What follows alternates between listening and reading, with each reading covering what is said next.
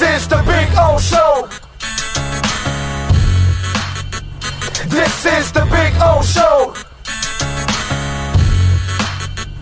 This is the Big O Show.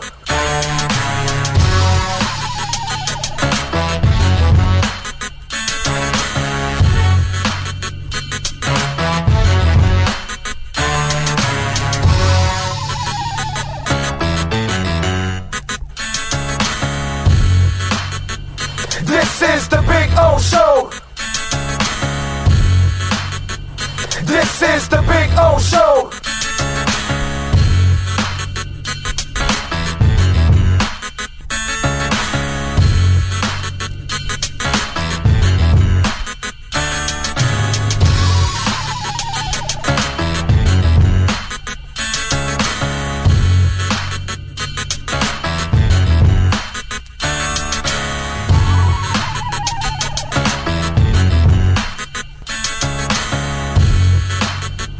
This is the Big O Show. This is the Big O Show. This is the Big O Show. When you move, you need a reliable company led by passionate folks eager to assist its customers during a transitional process that needs to be smooth. Call Essential Moving Experts at 844-368-5750 for all your local and long-distance moving needs. You can rely on Essential Moving Experts. Mention the Big O Radio Show and get $150 off. Family owned and operated. They offer free 30-day storage, full service moving, fully licensed, bonded, and insured. Moving was never so easy. EssentialMovingExperts.com. With more than 62 years of litigation experience handling insurance disputes, Welton Rayom is committed to resolving even the toughest insurance claims quickly. At Welton Rayom, they don't get paid unless you win. They handle complex personal injury claims caused by the fault of another in both state and federal courts. They handle auto, trucking, motorcycle, slip and fall, and bicycle accidents. Call 954-966-4646. That's 954-966-4646. Welton Rayom can help.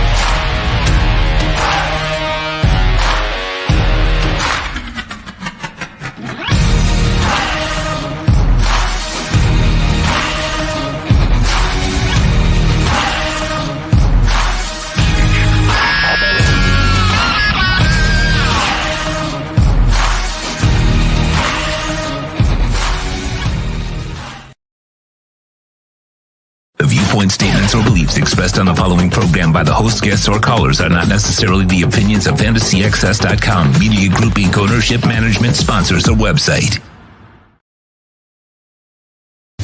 When it comes to South Florida sports teams, very few in the media have witnessed, lived, and covered it like the Big O. Let's start the program dedicated to your favorite South Florida teams with a passion that's unmatched. The Big O Radio Show is on. Here's the Big O. Alrighty, welcome aboard. Good morning, boys and girls. It is a beautiful Wednesday, hump day, and we are at Top Gun Indoor Range. You see it right behind me? Yes, sir. Finest facility here in Dade Counties. Really in South Florida, but we're here in Dade County. So come on by and join us. 12015 Southwest 114th Place. So come on out here right off of 120th and the Turnpike. It's right behind that little strip shopping center where Odyssey Arcade is. We're going to have to go charge our Odyssey something because we're giving him too many plugs every time we talk about Top Gun. By the way, if you do come down, stop at Hole in the Wall, get a burger for Sean, okay? That's all I'm saying. Two burgers for Sean, all right? 2 burgers. So just in case. They actually do pretty good burgers there. Do a nice job there in the little mall there. Anyway, so we got Steve here. We got it all at Top Gun. So come on by. I know Steven may be coming by. Some of you may be coming by to say hi. Well, will you be able to lead? Because you might see a big guy named Steven Gonzalez. He's a hardcore listener. So he might come by. So he might say hi. You can bring him through here, right? Okay. All right. There you go. So you can come visit us here at the back of the range. We're in the back range in the final one. So if you do come by, you can come check it out. They've got all kinds of stuff, all kinds of top of the line guns, 6 hour, you name it, Smith and Wesson. They've got them all here for you. And I was looking at the safes. That is something that's extremely important, folks, because we see the mistakes that go on all the time. We just saw the other day where a child shot another child, and that's because the gun was loose. Make sure you lock it, please. And there's a lot of locks here at Top Gun to keep things safe. And remember, we also have classes for the ladies and also in Spanish, too. So it's very important, gun safety classes here at Top Gun. Steven Gonzalez, I see him there on the chat board. You coming down or what? You were talking a big game yesterday. Come on down. That's right. That's it. I see Kyle Cockrell is number 1 on the chat board there, and Jamie Zoria out in San Jose. I like it. All right, chat board's already getting active.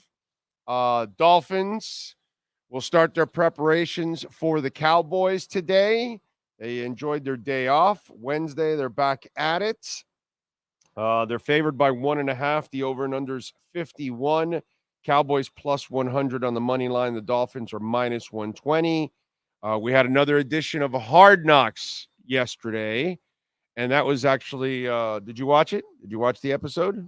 No. Wow. Damn. What the hell were you doing? I had my show, and then I had to finish the audio video for that show, this show. Oh. And then I have to get up early because I don't live next door to, Top Gun? Top Gun, exactly. So I don't live next door either, Yes, but I put it in my ways, and it said 1 hour and 15 minutes. I put it in mine, and it said 15 minutes. See, a little bit of a difference. Yes. Although it only took me about 35 minutes. Yeah, actually, there wasn't much traffic today. It was nice and smooth, I will say. No, but yesterday was fun, and one of the things that we've been the theme that we've been talking about with Hard Knocks from the get-go is that this was going to be a positive for Miami. And it's only been a positive for Miami. Mike McDaniel shined again yesterday. I thought that was absolutely awesome, dude. When he took blame for shit calls or, that like he put yesterday, one, obviously, you want to be stand-up in anything. You know what I'm saying? If you screw up, you want to take blame for that. And if you're a coach, the last thing that you could ever do as a coach is that your stuff is perfect and everybody else are the ones that are imperfect and they make mistakes. And he was, he showed that fade pattern to Cedric. And to me, all I'm thinking is the Tyreek one. And I'm thinking, the fact that inside that 5, inside the red zone like that, you abandon the run and you do all those kind of funky things that you don't need to do at times, especially when you can run the ball. You know what I'm saying? And so I love that he took accountability yesterday. I think that was absolutely enormous. And unlike the Brian Floreses of the world or the Adam Gases, who I think didn't give themselves a chance to grow, because in the process of making mistakes, the ones you make, the one I make all the time, the idea is to use those experiences and kind of learn off of them, right? So that way you kind of avoid that mistake the next time. And sometimes that's what's been frustrating with Mike McDaniel lately is that he has made some of the same situational mistakes. And yesterday was the first time that we got to see it where he publicly, took the heat for it and laid on the sword. And then when you watch how he called the game against the Jets, now, here's the thing. Did he call the game against the Jets the way he did because that's the way you should have called it because they're not a team that's going to put any kind of threat on you. So you can be really conservative, or not really conservative, but a really balanced type of play call. And he stuck to the run and that Mostert touchdown, that was the perfect example when he gave it to him that third time. And he said, no, we're going to run this thing in, which is something that we like. We wish we would have seen more often here throughout the season so far in certain situations. I thought it was huge, dude. I thought it was huge, and this is a reason why he has all the potential to be one hell of a coach for this team. We know he's got a great offensive mind. Now he's got to tweak those little things. What he did last night, that's what a coach does, dude. That was cool. I really enjoyed that. That was one where I said, wow, McD, props to you, bro. Yes, that's a dumb call on your part. Yeah, you got zero coverage. Yeah. I'm glad you understand that you've done these kind of things, overall, and you have an awareness of that. And hopefully you'll be able to learn from that. And I think, again, this sells it, man. It sells it to everybody else that, that's the kind of organization I want to be a part of. That's the coach I want to play for. I think that's pretty damn cool. Ah, man. Anyway. Yeah. I am losing. Can you tell on my face, by the way? Losing a little weight? Trying. Been basically starving myself every day. Don't worry, I'm eating for you. You're eating for me? I could see in my face now. It's got a little less roundish, to it. So yeah, that's usually because I have that. Yeah, but I'm looking at you on camera. It does add 10 pounds. It does that, yeah. Okay, so that means I lost 10 because it should have added 20. That's what it should have added. Big O, what's your truthful prediction? Brett, let me tell you, dude, the Dolphins can win all 3 of these games. I need you to get healthy, by the way. I need X back, and I need Tyreek back, and I'd like to get Hunt back, and I'd like to get Austin Jackson back. Connor Williams. Oh, no, we're not going to do that. Javon Holland. I don't think we're going to get Javon this week. I think it's X and Tyreek is the one we get back, and Austin. I think Austin's tough enough that he'll come back, but I don't think you'll get Hunt yet. But hopefully you could get him for the Baltimore game and add that next wave of guys in the Baltimore game because you'll need it in that physical matchup. I'd like to have a Hunt in that physical matchup. The reason why I was livid in the Buffalo loss, it's because I know that was a fraudulent performance there. That wasn't the Dolphins that I know that they have the talent to play. And when they drop this against Tennessee, okay,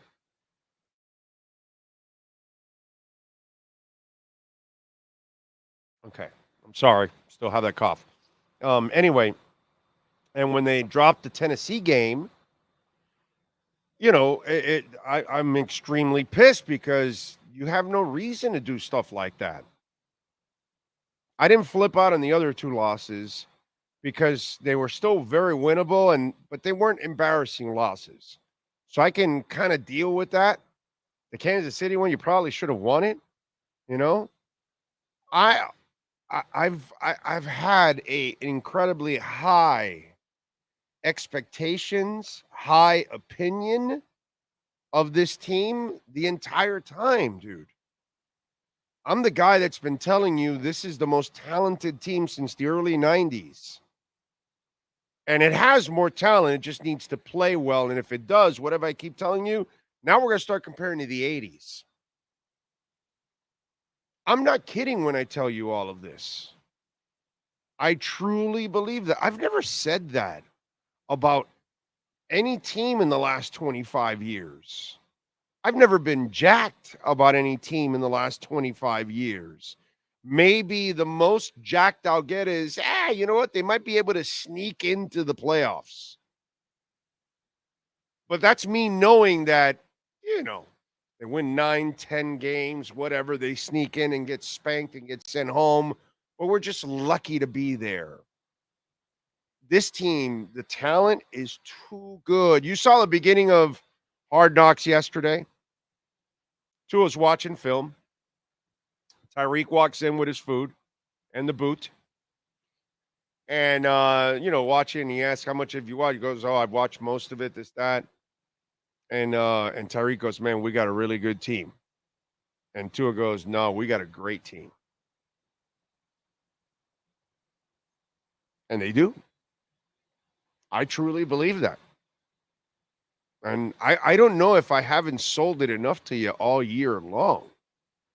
And that you still need to ask me what you think my real opinion is.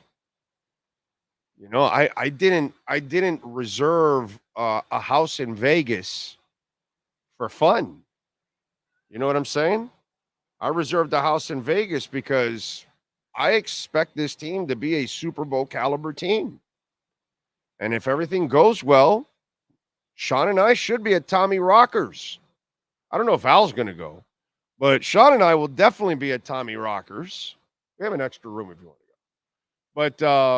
But, broadcasting for Super Bowl week. And I believe that this team has the talent.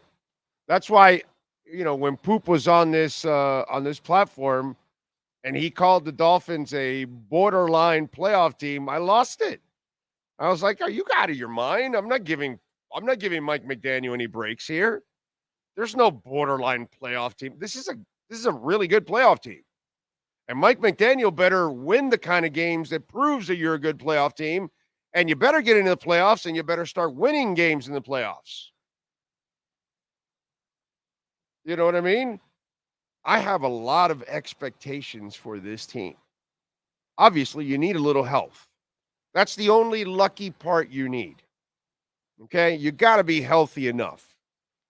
And one of the beauties has been that Tua figured it out. The light went on. Let me get rid of the football. Let me avoid contact. And I can play for 20 years. Everything we told you, by the way, last year that he needed to do is what he's doing. And that's why he's playing like the way he's playing.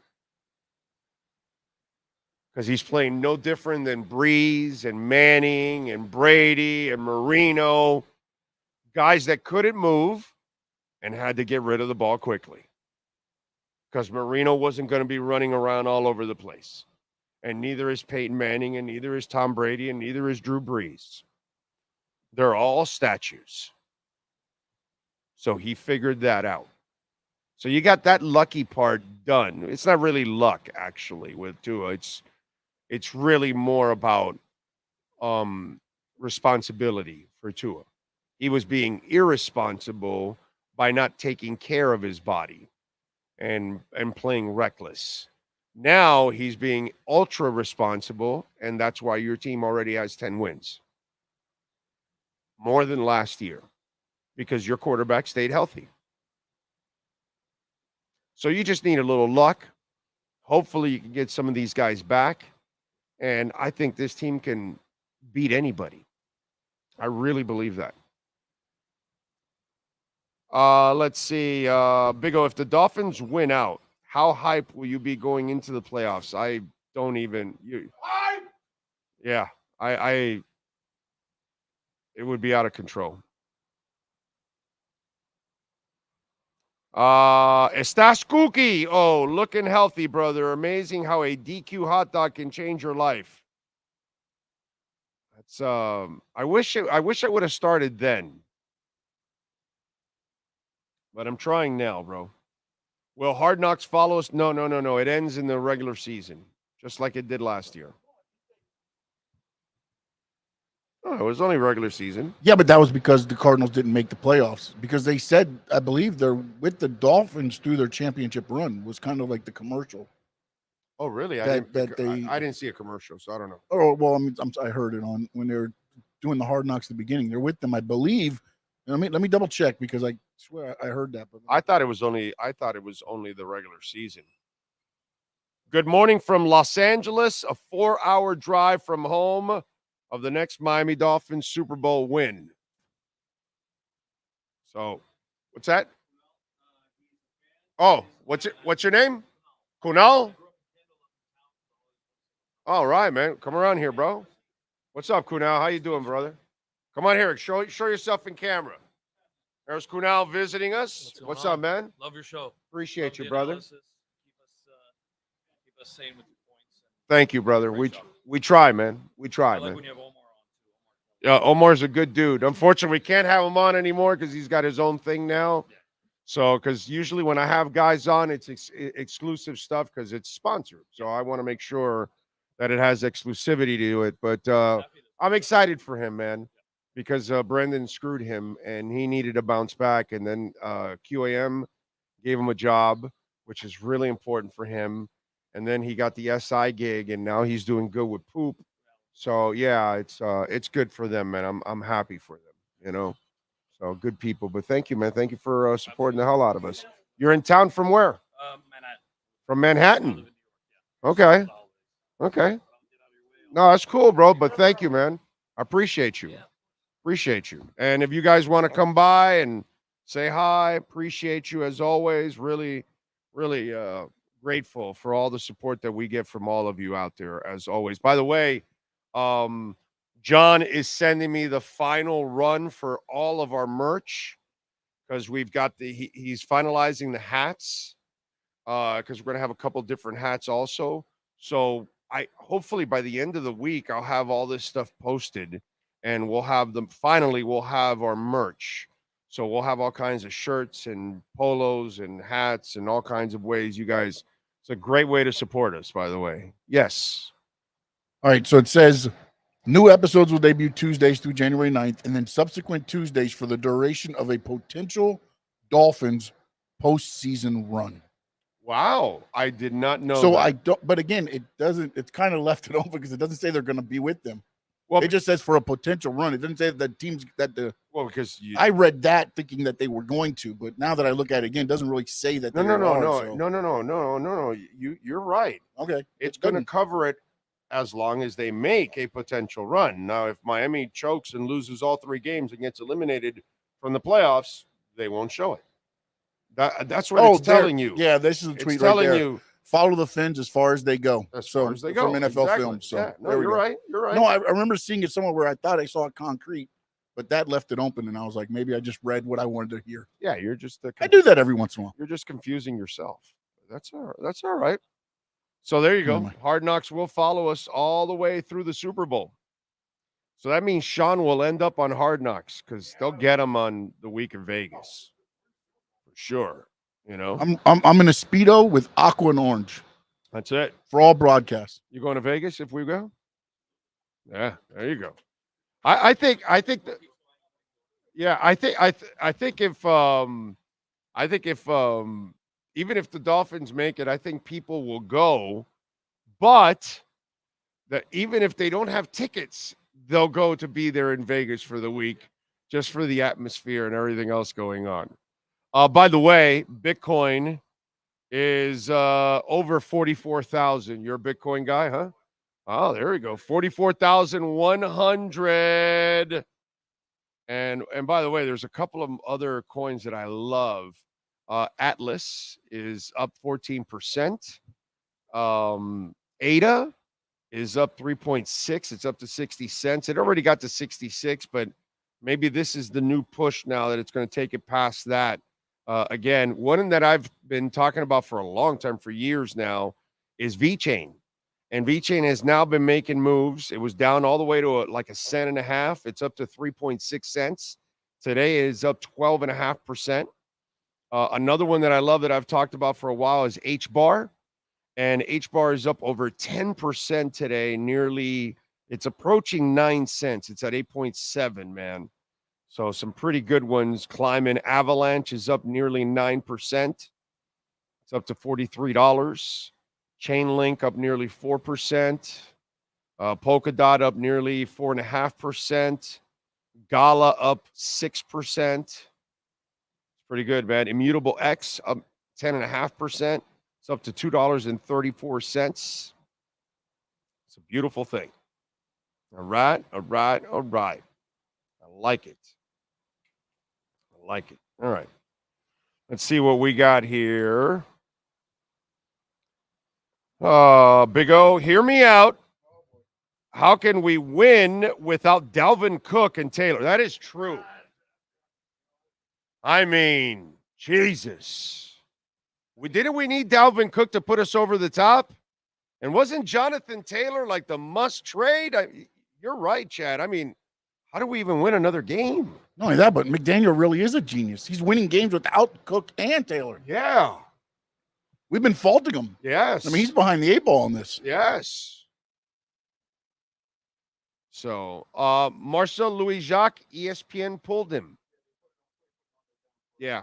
Some of you just listen to segments and you don't really listen to the show. And so you miss a lot of stuff in between. You'll miss nuggets, you'll miss news, you'll miss stories, you'll miss insight. Because the segments are going to be great for just the interview of the team, but all the other stuff in between. And of course, you won't make any money with crypto. And I can't help you with that there. You know what I'm saying? By the way, you didn't get an injective protocol, did you? Like a year ago when I put it out? No, okay. Because that would have been pretty cool if I would have I gave injective protocol at $1.43 last August. $38. About 2,300% pump. That's all. This is in the middle of a bear market, by the way. It's the number one altcoin we gave out over a year ago. Okay? Over a year ago. Kyle Cockrell got it, right? There's a couple of guys that took advantage of it, and they're freaking loving it, you know. And there's a couple of other coins that I've given you that are gonna do the same shit that Injective Protocol did, except what Injective did during a bear market is not even normal. Okay, it's just not normal. But now you're gonna see some of these other ones that I've given you, and they're gonna time a whole bunch. Yes, I think Kyle made up a word. He said crypto is pump-a-lumpin'. Yes, it is. Yes, it is. Yes, it is, man. I can't wait for January 10th when these ETFs are approved. Oh, my God. Life is going to be good. Life is going to be good. You know, just don't be surprised if one day I'm doing the show and then there's like some ocean behind me and mountains, and you're like, where are you? And I'm Brazil or something, and you're doing the show and you're gonna go, he's on the crypto run now. And yes, so my favorite part of Hard Knocks was the teacher. My first grade teacher did the exact same thing. If Marino completed 8 out of 10, how many were incomplete? It was so great. Tired of looking for him to no success. What was that? He was so great. Oh, tired looking for him. You mean you were tired that he didn't have the big success. I get what you're saying. And the teacher stuff was pretty cool. It's fun for the kids. I like that. Let's see. Dak's past days. If we pressure him, he will make mistakes. Finn's D gets 4 turnovers this Sunday. Speaking of D getting those turnovers, you said you didn't watch it, right? The Wilkins and Sealer relationship yesterday. That was awesome. Did you watch Hard Knocks yesterday? The Wilkins and Sealer relationship. Were you watching Hard Knocks yesterday? Oh, okay. Real sports. So that was awesome. The way those two get along, the way they're finishing each other's sentences, the way they're cutting each other up constantly, the duet that they sing on the sideline, the wife, obviously, how much she's into it and all that kind of stuff.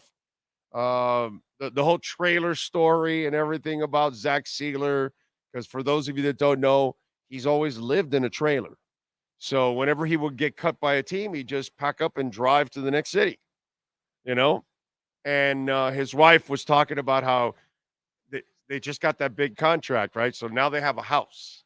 So they got rid of the trailer. And she's like, well, I missed the trailer because it was a lot less work.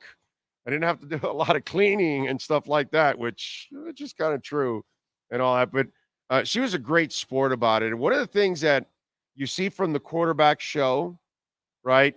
You see from Hard Knocks is the role that the women play in all of this, dude. And how they're like the foundations of all of this shit. Every time they go home, there's the wife, man. And when you're playing, there's the wife cheering you on with friends and family members and all that. And it's a really cool vibe to see Sealer and his wife, and then obviously him and Wilkins. And then you start to think about the future. And that's the part that I when I'm watching that, I'm going, man, is he going to have his best friend back next year?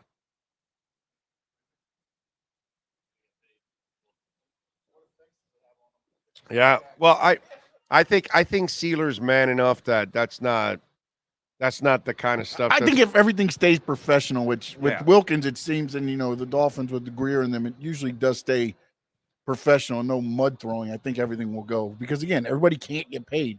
I mean, you run out of money at some point. Can I just I'm not going to say much. I'm going to say much. There's some mud in the building. I'm just going to leave it that way. Okay? Just going to say some mud inside the building. I'm not going to elaborate too much on it, but that's all I can tell you. It's not as smooth as everybody makes it out to be in public. Public, it looks one way. I can tell you behind the scenes, there's something else. So, he's played well, but if you look at the sacks, they've come against all the bad teams. And one of the things that I was actually telling my wife last night is that because I was explaining to her, she didn't know a lot about their relationship. She doesn't know exactly all about the contract stuff and all that and his future and all that. And so then I explained to her, and then I explained to her how all of his sacks have come against all the bad teams. And then, well, I'll say to her what I'm going to say to you what I said to her last night. And the key to Christian Wilkins staying in Miami, I believe, is the next 3 weeks in the playoffs. Because these are the impactful games. The playoffs are the most meaningful games of the season. I think they need to see these kind of sacks against those kind of teams, against those kind of offensive lines, against those kind of quarterbacks. Terrorizing Zach Wilson or a Patriot quarterback or, any Carolina or the Giants, or it's just not the same. It's just not looked at the same way. And so I think Christian has done a nice job of getting some of those key stats he needed, but I think he needs to get those key stats he needed against the elite. And that's, I think, his next step. And hopefully in these next 3 weeks and into the playoffs, if you start seeing Christian Wilkins make those kind of plays, then I think the Dolphins will have to find a way to give him the money. But if he doesn't make those kind of plays and it's Sealer and Agba and Chubb and the other guys doing it, then and he ends up with, a decent number, but not the impactful ones that you really needed, I don't think they give him the 20-something million. I don't think they give him the Quinnen Williams money that he's been searching for. And more mud. Craig Sebring Thank you for the love on the super chat. He says, Big O, I get a kick how Cowgirl fans are still saying they're going to the Super Bowl. Can I get a blind ass fan alert? Blind ass fan alert. Look out, everyone. We've got a blind ass fan coming through.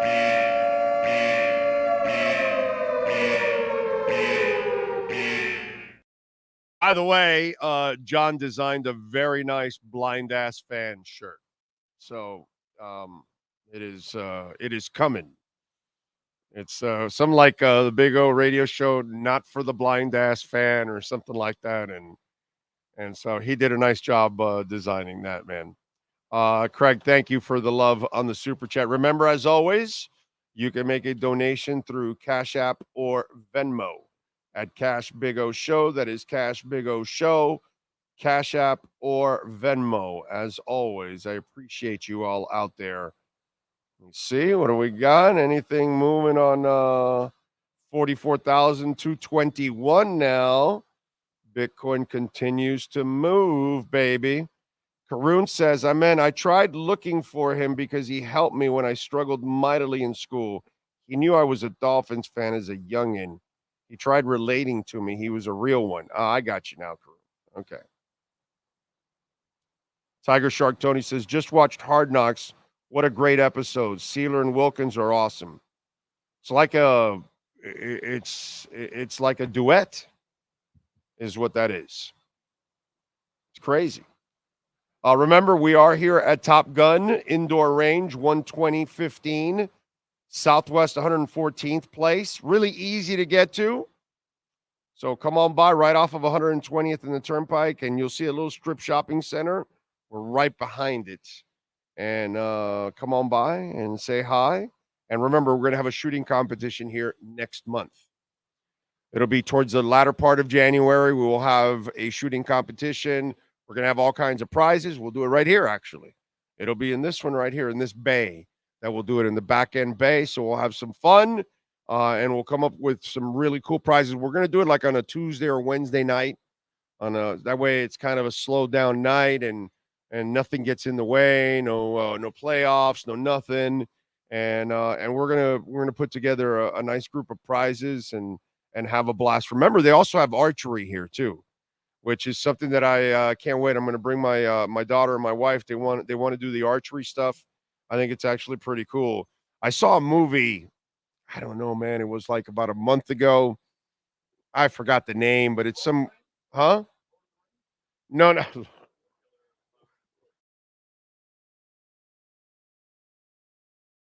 No, it's some woman. She's like kind of red hair, but she was like an archery expert.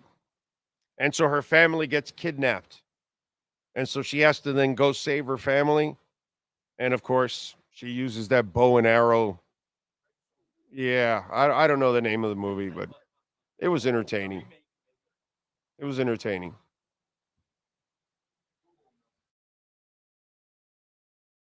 Okay. All right. Anyway, let's see. Good morning, Big O. Enjoy listening to the best in the business while watching my students take their midterm exams. All right, Rosendo, that is too much right there. That is fantastic. Thank you, Diego. I appreciate you. So you're saying there's some hesitation within the building bringing back Wilkins. I'm just saying there's a little mud in there. That's all. It's just, it's a little muddy. It's a little muddy. That's all.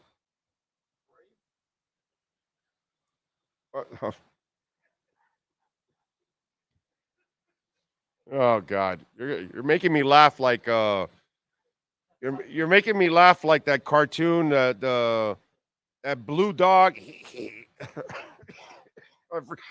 I put in red-haired Bo movie with Bo movie. Oh, came up with Disney's Brave. Yeah, no. Yeah, no Hunger Games, no Brave, no. It was something different. I don't know. My wife came up with it and watched. It was like a month ago. In the run and passing game, the stress that those four put on the O-line they complement one another. And a lot of times the guy setting the sack or getting the sack isn't necessarily the one who caused the O-line disruption. Yep, you're right about that. Yeah. Just took my midterm. Dolphins, please don't fail me like my exam. Okay. Damn, that is kind of rough right there, man. That is kind of rough, dude. Let's do our 3A Graphics sports calendar, where, of course, we will be very soon printing hats and shirts with the great people at 3A Graphics. Alan Blanco, you are a stud, sir. And if your company needs custom printing and embroidery, please call 3A Graphics. They're in Hialeah, 786-618-1443. Support the amazing sponsors that support us every single month. Tonight at 7 o'clock, the Heat are back in action against the Magic. They're on the road. Butler is out with an injury. Damn it. Magic favored by 5. The over and under is 221. You know, normally I laugh at the Magic. And I say, it's just another year for the Magic. And the Heat, no matter what they are, they're always better than the Magic. I'd be very careful saying that this year, okay? I'll give the Magic some credit. Finally, they have put together a couple of guys from the draft, and it's worked out. So it will not be easy for them tonight, especially without Jimmy Butler. It's not that it's not winnable, okay? I'm not going to, there's no shot. They can win the game, but it won't be easy, okay? Won't be easy. Panthers are off tonight, Thursday. They will take on the Blues at 7 o'clock, and then the Dolphins, obviously favored by 1.5, will continue their preparations to take on the Dallas Cowboys. Okay. Tiger Shark Tony, thank you for the love on the super chat, sir. As a Finn fan who lives in cowboy country, these guys think they're going to roll over the Dolphins. Can't wait to beat them. Flight and room booked for Vegas. Fins up. Dude, the rooms are expensive in Vegas. Holy shit. When you check Super Bowl week, wow, make sure I don't know if you can still get a good Airbnb, but I still think you'll save yourself a lot more money by getting an Airbnb. Yeah, it's just, I'm like 5-7 minutes from the Strip, man. So it's like not a big deal. Where I got my Airbnb. Now, I got it a couple months back, so I got a little bit ahead of time on it. I was a little crazy when I did it because obviously I have a little more faith than most on the Fins. And quite frankly, I better protect myself because I would actually not forgive myself if the Dolphins went to a Super Bowl and I wasn't there. What was that? What? Oh. Use my Hilton points and got a room, but the points are non-refundable. Oh, so you are going to Vegas no matter what. See, I can cancel by February 5th, I believe, and get a full refund. You know what I mean? It's only the deposit. It's not a full refund, actually. So, not a big deal. But at least I will get my money back. And that was part of the trick too. When you do it ahead of time, you can kind of plan it that way. You know what I'm saying? And that's what I did last year when I got the Arizona pad. I canceled it when I knew our boys weren't going to go anymore, unfortunately. Got hit by all that bad luck. I'm sorry, say that again? I'm good on my bet. You're good on your bet, right? 9.5? Oh, yeah, I won. Yeah. I won my bet. Everybody put the 9.5 there. 2 years in a row. Congratulations. That's right. We took Dolphins plus 8.5. And we didn't have to wait till the final game of the year this year. Last year, I had to wait till the final game. And then I cashed in when I went for the Canelo fight just a couple months back. And now I have the ticket for 9.5. And I can cash it in when I go for the Super Bowl week. In fact, you know what? I'm going to cash in that ticket. And that money right there, I'm taking your ass to a steak dinner. All right? Promise you on that, bro. Okay? All right? You know what? I'm going to... this ain't the chummy way of saying you're taking me to In-N-Out because of the steak burgers. No, we always go No, I know that. In-N-Out is like...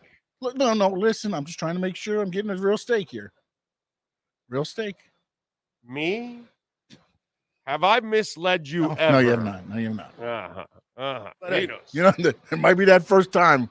No. We're there for the Super Bowl. Those steak lines are going to be long. No. No, I'm gonna take you to a nice steakhouse, bro. So you'll be all right. Will I How's be that? able? Yeah. Go to Peter Luger.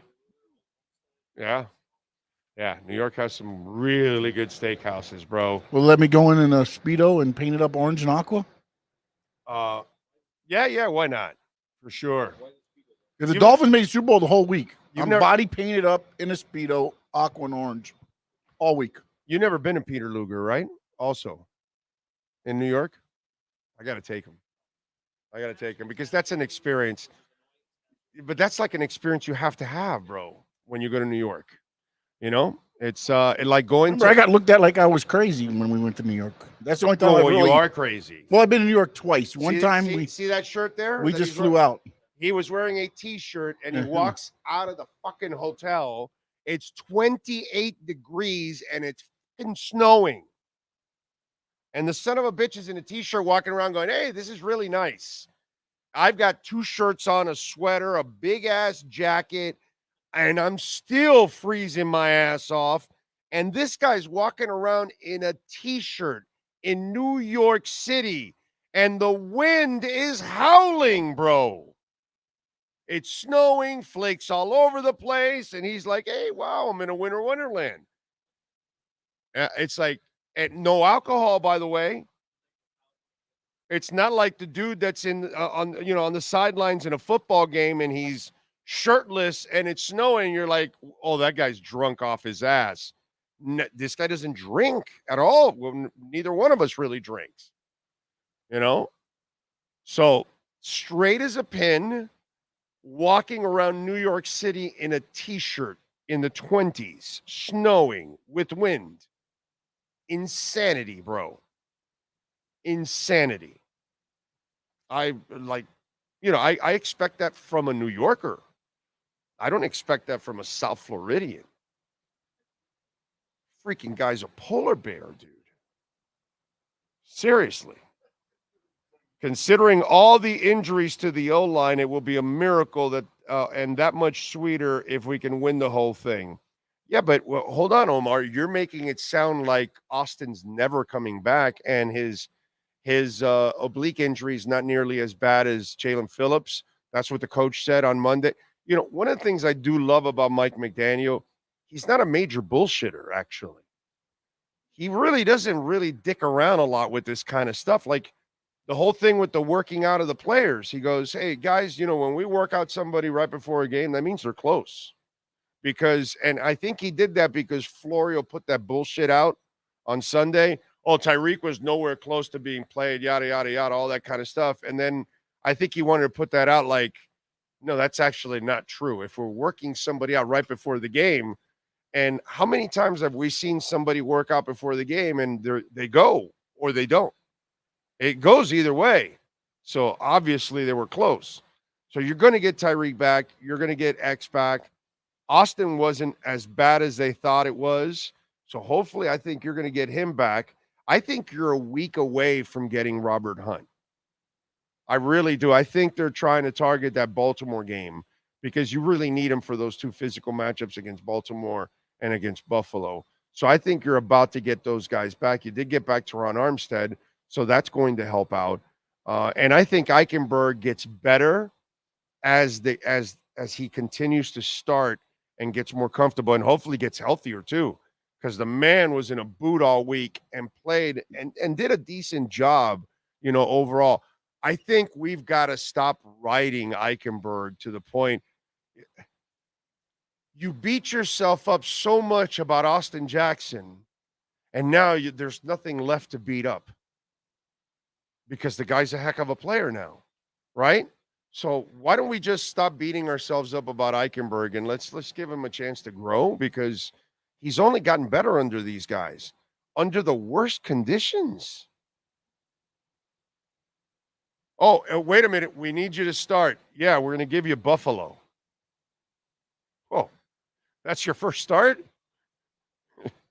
That's That's not fair. You couldn't start me against the Patriots. You couldn't start me against the Giants. You couldn't start me against Carolina. You couldn't start me against somebody a little easier. Then you got to start me against Buffalo. Oh, this week you got to start. Oh, yeah, but you're also in a boot. You know, we gotta slow down with the guy. This guy has never complained one time, whether they put him at left tackle, right guard, left guard, center.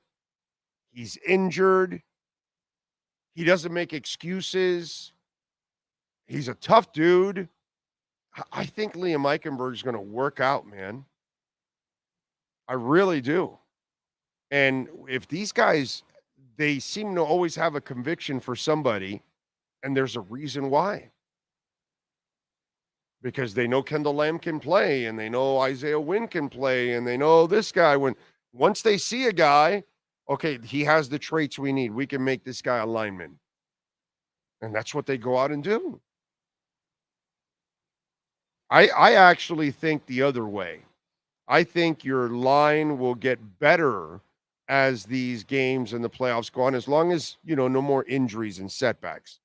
That can do that, that'll set back any team out there. But I seem to have a little bit more faith that this thing is going to get better and better.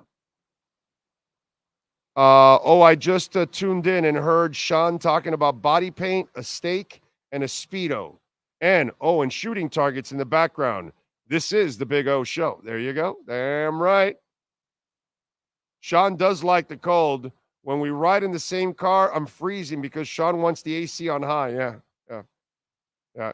Well, he loves the fact that when we're on the road for sleeping purposes, yeah, I like it as cold as possible to hang meat. So he definitely doesn't struggle with that one with me. That's for sure. This is a little off topic, but do you remember what Florio said when Flores got fired by the Dolphins? And I only remember because when I was doing the research for what we put together about the Flores thing.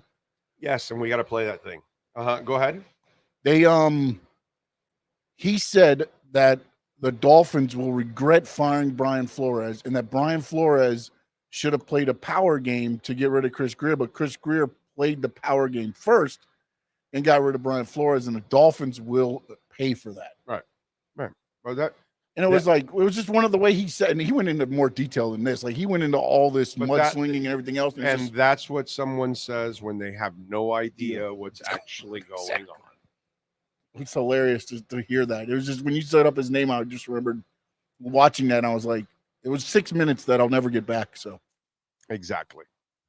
And that's what happened with that situation. There were too many people that had no idea what was really going on. Our platform was pretty much the only one that kept walking you through the whole thing. Anybody tell you there's a little mud going on? No, right? Of course not. And that's just, you'll those are the nuggets you'll get here that you won't get anywhere else, because we get the insight that nobody else gets. Let's see. Agree on Ike. The Bills game was abysmal, but he had to make the switch to center during the Buffalo game. You beat me to it. Oh, ha.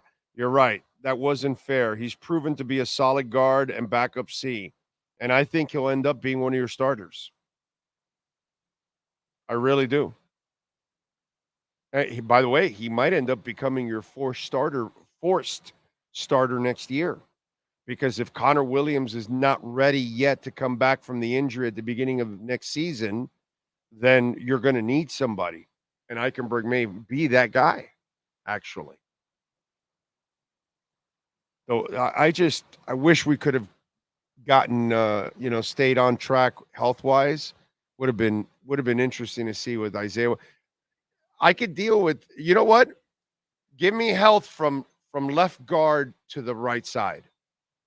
You want Armstead in and out, I'm good. If I have Kendall Lamb, brother, I'll live with that one, because that's a little too much to ask.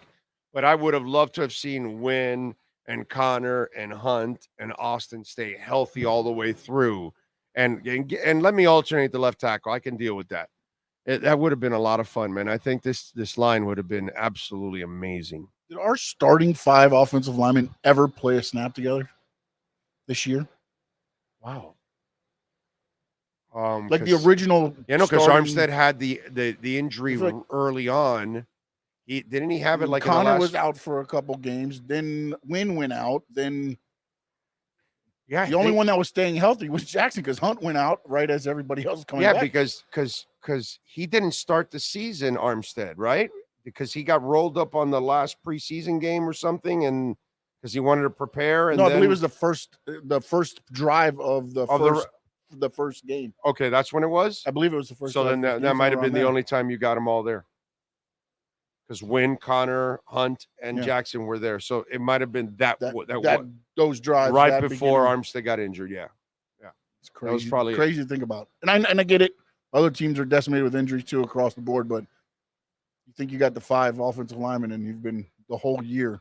You know that this show has changed when people are Michael Lehman chimes in. Bitcoin just took off again. You know, well, I got 44,112. So it's still Frankie right put in the their same area. H bar through the roof. Oh, okay. Wait a minute. Oh, did Frankie get in on H bar? 880. Yeah, it's up almost 11%. Loving this, dude. This bull run. Huh? I'm good with Coinbase. Now I don't keep my money. I don't keep it there. What I'll do is, okay, let's say I want to accumulate H bar. Okay. And so I'll buy $10 here, and I'll buy $40 here, and I'll buy $30 there, and I'll buy $20 here, and what I'll do is I won't buy $20 of H bar and then move it to my Tangent wallet. I'll wait till I gather $200 to $300, $400 of H bar, then move it over. And your money is safe for now in Coinbase in those stretches. Would I tell you to leave it on Coinbase or on crypto.com, which is the one I use all the time? But neither one of those exchanges ever had any problems in the bear market. Why? Because they're legitimate exchanges. They were fine. And so you can accumulate wallets there. What I would never suggest, because there's a gas fee every time you transfer to your wallet, right? So that's why you want to accumulate a certain amount and then transfer it over. But, do you have a Tangent wallet? Suggestion, bro. Suggestion. And get the 3-card one. It's $70. I think with the extra 2 cards, you'll get to like $100. It's a joke. It's the easiest way to use it and to keep and it's a cold storage wallet, so they can't get to it. It's offline. Okay. Trust me, man. Don't keep any of your money on exchanges for long-term basis, because God forbid something happens to them and they shut down, then you have no access to it. You know what I mean? And then you have to wait for some court stuff and all that, and you don't want that, man. So a Tangent wallet is definitely what you want to have. It's well worth the investment considering what you're investing in right now. Radio host says, not much on Chubb last night. Do you think he felt snubbed after the powerhouse game? Nah. Chubb, I think Chubb got what he wanted. Chubb wanted revenge. He wanted to what's that called? Clear his name in a way. You know what I'm saying? He had a terrible game, the helmet situation, all of that, and he needed to kind of, exercise this demon, bro. And what the only way you forget a bad week is by having a great week. And he went out there and he dominated. And he's been dominating for weeks. He's been dominating for a long time now. I like what I've seen from Chubb. I think if you see Chubb kick some ass again this week in against Dallas, that's what's going to make that guy happy. Okay. Listen, man, we were talking about Chubb early on like he was, stealing money without a gun and a mask. Okay. Remember? First couple of weeks, we were like, yo, man, what are you doing? And they never lost faith in inside the building. That I can tell you for a fact. They knew that he would get it and the light would go on and that he'd be a 10-12 sack guy. He's at 9.5 right now. That's kind of where they want him in the building. They're expecting him to be in the 10-12 area, and that's kind of where he's headed for. And they told me this in the first month of the season. Like, hey, this guy will be fine. He'll be in the 10-12 area. He'll be doing what he does. And he's leading the NFL right now with 6 forced fumbles. Bradley Chubb has been absolutely awesome. I have my ADA staked on Coinbase. All right, that's fine. See, when it's staked, it's kind of like a cold storage because it's not really online. It's staked, so you're fine. What are you going to do? You're earning interest there, man. So you're good. I get it. I have some stake stuff on Exodus. And I don't move it to my Tangent wallet because I have it on Exodus. Now, Exodus is a custodial wallet. It has its own, 12 words. Exodus is free, by the way. You can download Exodus. Yeah, it's got a program for your app and also for your PC. So that way you can manage it on your PC and you can manage it on your phone. But they give you 12 words. So if you download it, make sure, be prepared to write the 12 words and save the 12 words and all that kind of stuff. So you have it. Let's see. Hey, question for you real quick, because you jumped into that real quick before I got him. I want to ask you about Bradley Chubb. Yes. Do you think a lot of it, too, is the emergence of AVG, the way Jalen Phillips started playing? You're watching Christian Wilkins. You're watching some of these other guys.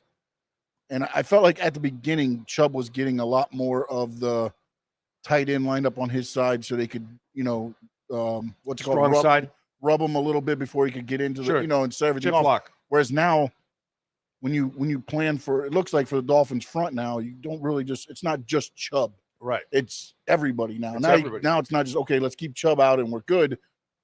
I feel like a lot of that is helping out as far as with Chubb, with seeing the emergence of him now too, because now everybody's involved in the game planning and he's able to exercise with what he can do. Oh, yeah. There's no doubt that right now that everybody understanding the defense has opened it up for everybody else, because you've got to worry about the werewolf Andrew Van Ginkel. Then you've got to worry about Zach Sealer, and you got to worry about Christian Wilkins.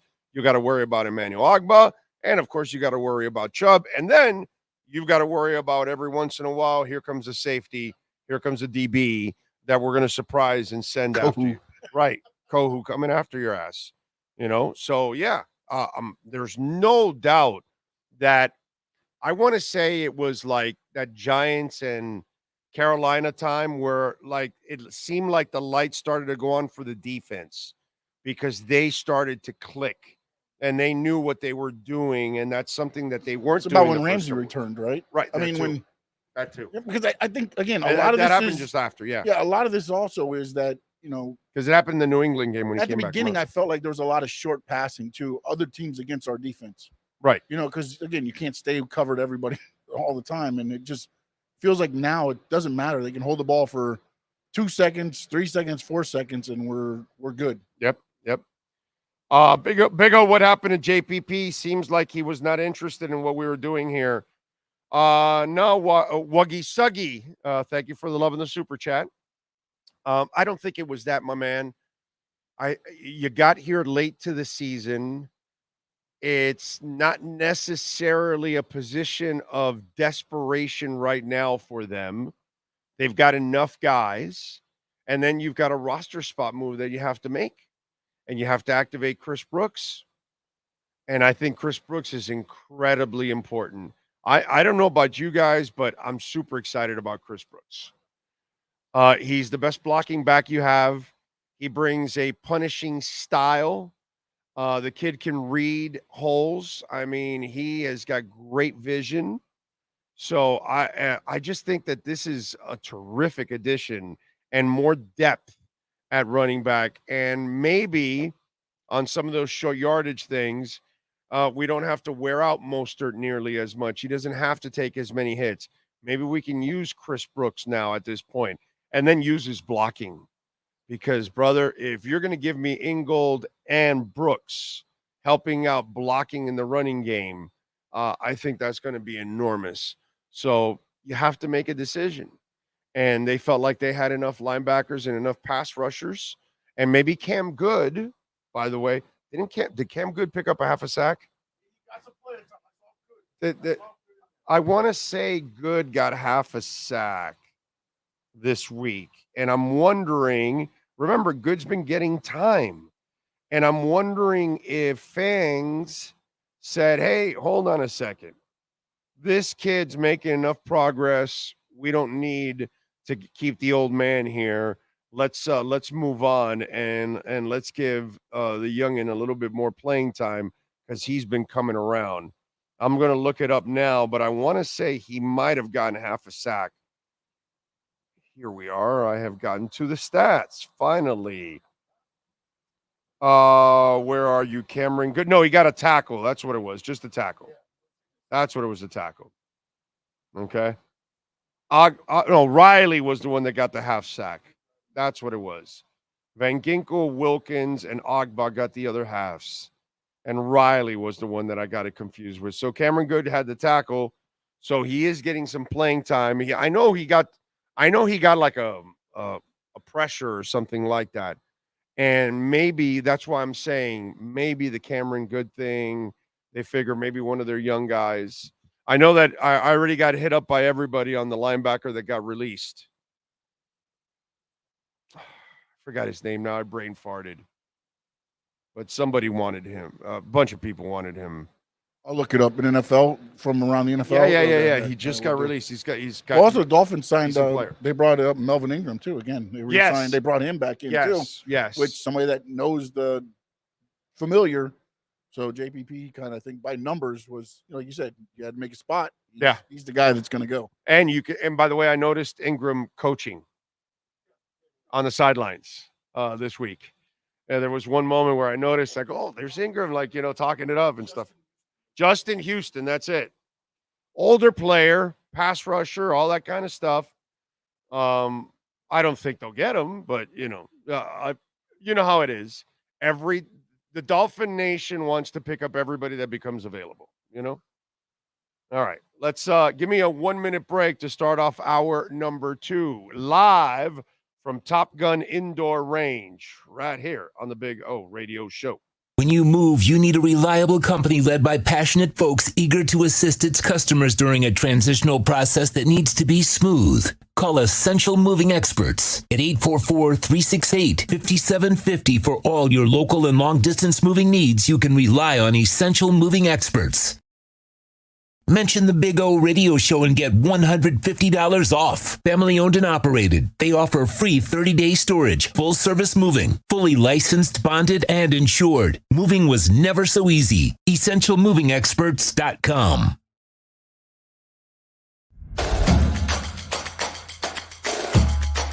Welcome to Caneswear. New store, new items, same great experience. Family owned and operated since 2010, Caneswear has the latest merchandise from the Miami Hurricanes, Miami Dolphins, Florida Panthers, Inter Miami CF, and more. Come visit us at our store in Davie on University Drive, just south of 595, or online at caneswear.com. Caneswear, the spot Miami fans shop. For over 16 years, EJDconstruction.com has provided South Florida residents quality craftsmanship, accurate project management, and exceptional service. That's why EJDconstruction.com is an A-rated member of Angie's List and the Better Business Bureau. When you're looking for the right custom home builder for additions or home remodeling, please call my friend Eric at 305-433-4843. That's 305-433-4843 for EJDconstruction.com. Oh, I think I know what this is. Houston, we have a package. Hello? No matter where you are, the Sloman Shield home security system guards your home. With next-gen perimeter protection, 24/7 monitoring, and interior motion sensing. And right now, get a free Sloman Shield security system and doorbell camera, all professionally installed, for free. Shield your world, the Sloman Shield. Welton Rayom has more than 62 years of litigation experience handling insurance disputes. They're committed to resolving even the toughest insurance claims quickly. Call them for a free consultation. 954-966-4646. At Welton Rayom, they don't get paid unless you win. Property damage claims to your home, business, or condo as a result of a hurricane. Welton Rayom can help. Water, mold, fire, smoke damage, Welton Rayom can help. Call 954-966-4646.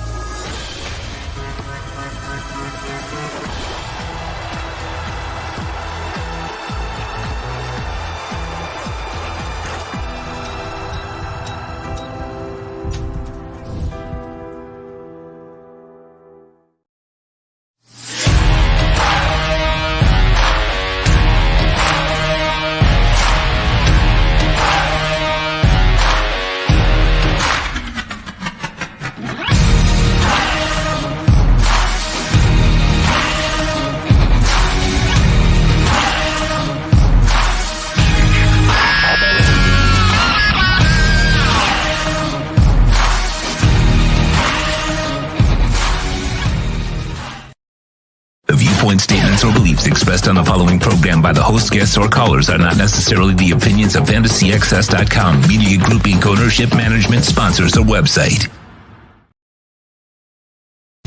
When it comes to South Florida sports teams, very few in the media have witnessed, lived, and covered it like the Big O. Let's start the program dedicated to your favorite South Florida teams with a passion that's unmatched. The Big O Radio Show is on. Here's the Big O. Thank you all, as always, keeping it locked. Like Bitcoin, keeping it locked over 44,000. When I told you that little dip, right, at 40,800 a couple nights ago. See what I'm saying? I'm always looking out for you all. Always trying to make you all some money. And remember, you can make a donation through Cash App or Venmo at Cash Big O Show. That is Cash Big O Show, Cash App or Venmo, Cash Big O Show. And we are out here at Top Gun Indoor Range. Yes, Sloman's Home Shield. I see it there. And here's Alarmo with us, as always. He's always on the road with us. Alarmo is the man, the myth, the legend. And, of course, when we talk about Sloman's, they've been protecting Americans for over 100 years. And for those of you out there that might be freezing your asses off, well, how about a little heating oil? You know, we're in 14 different states. So New York, New Jersey, Virginia. Now, listen, we might be in your state, California. Call, please, 1-866-OIL-DEAL. They have fixed prices there at Sloman's. All right? And that will save you hundreds in the long run. Listen, you know what you're paying on average every month, right? Call Sloman's. It's a free consultation, free question. You know what you pay. Find out what they're gonna charge you. You're gonna see how much you're gonna save, and now you can switch over to Sloman's and tell them that Big O sent you, and they will take care of you. 1-866-OIL-DEAL. That's 1-866-OIL-DEAL. And remember, if you're looking for security, well, we can give you a free doorbell camera right now, folks. They've been protecting Americans for over 100 years. And when you use our professional installation and our low-cost central station monitoring, you're going to get an LED touchscreen pad, a motion detector, 3-arm doors, and a backup battery. 1-800-ALARM-ME. That's 1-800-ALARM-ME. Sloman's Home Shield. All right. They have crawled back into their dark cracks and crevices like roaches. Oh, what is that? Oh, True Fan. Last roll call. Where are all the trade for Cook and Taylor fans at? Where are all the Skyler and Teddy over Tua guys at? Cowards are real quiet these days. Yeah, they're not going to.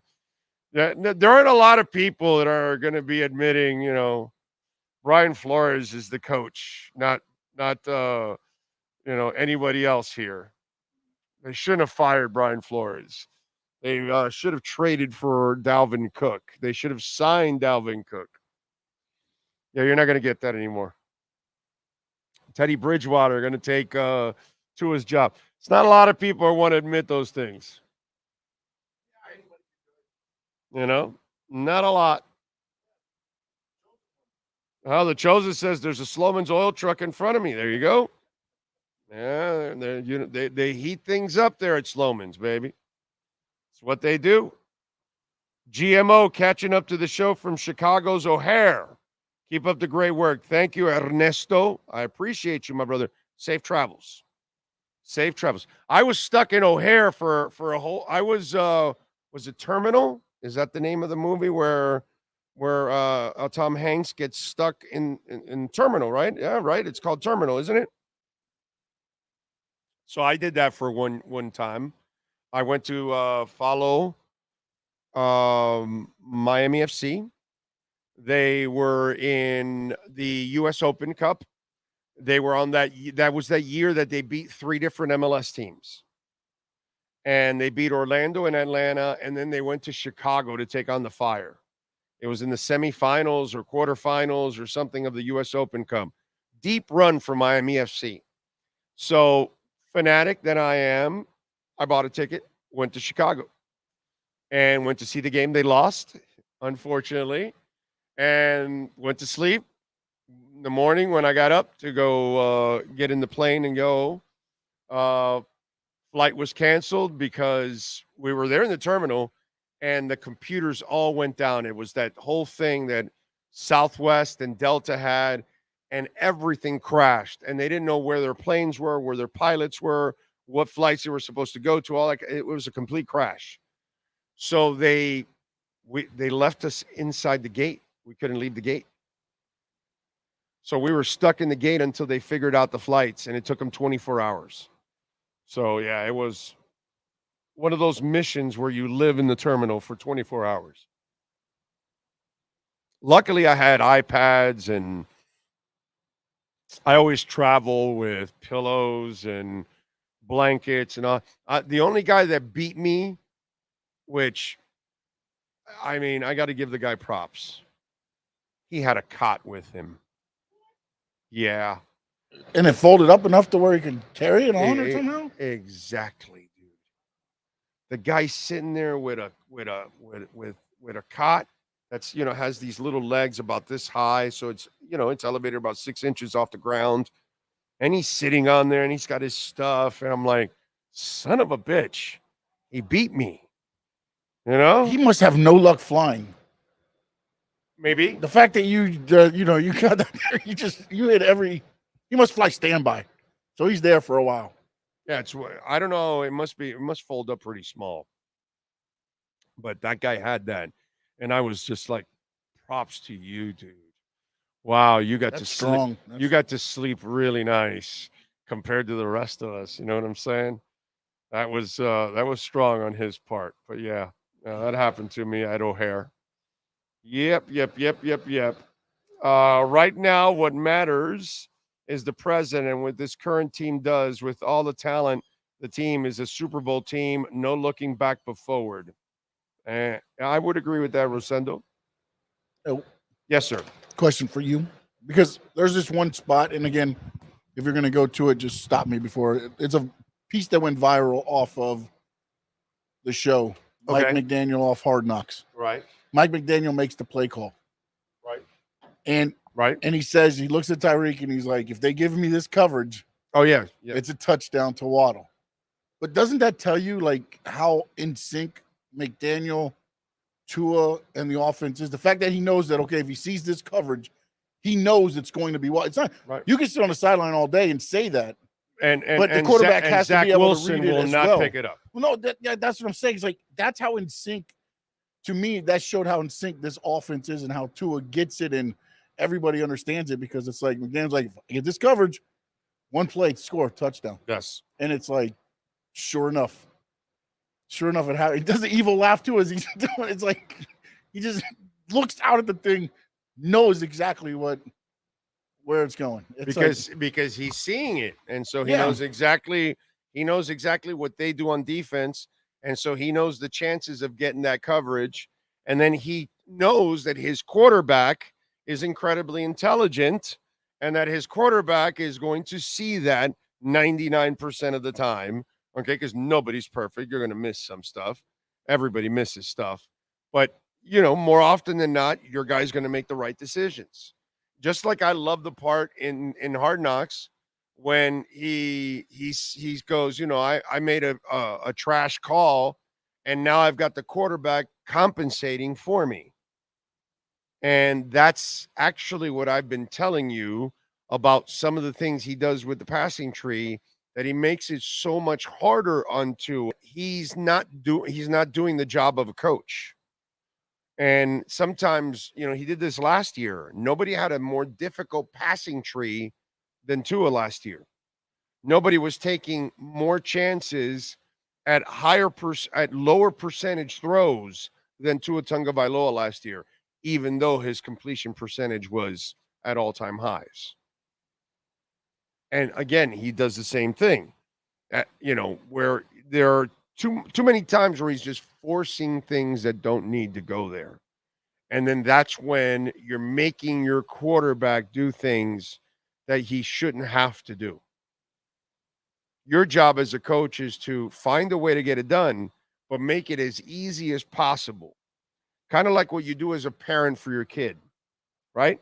Every time we look out for our kids and they want to do something, we're trying to set it up for them to make it as easy as possible because we've lived it, we've done it, all those kind of things.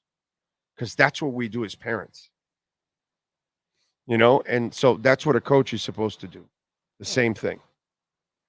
I DCA'd Amazon and Google stock all through the bear market and now up big time.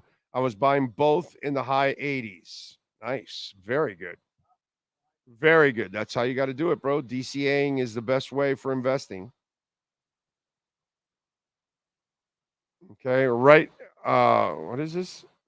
Yeah, they are really quiet. Yes, they are. One-Eyed Jack. Let me see what One-Eyed Jack has.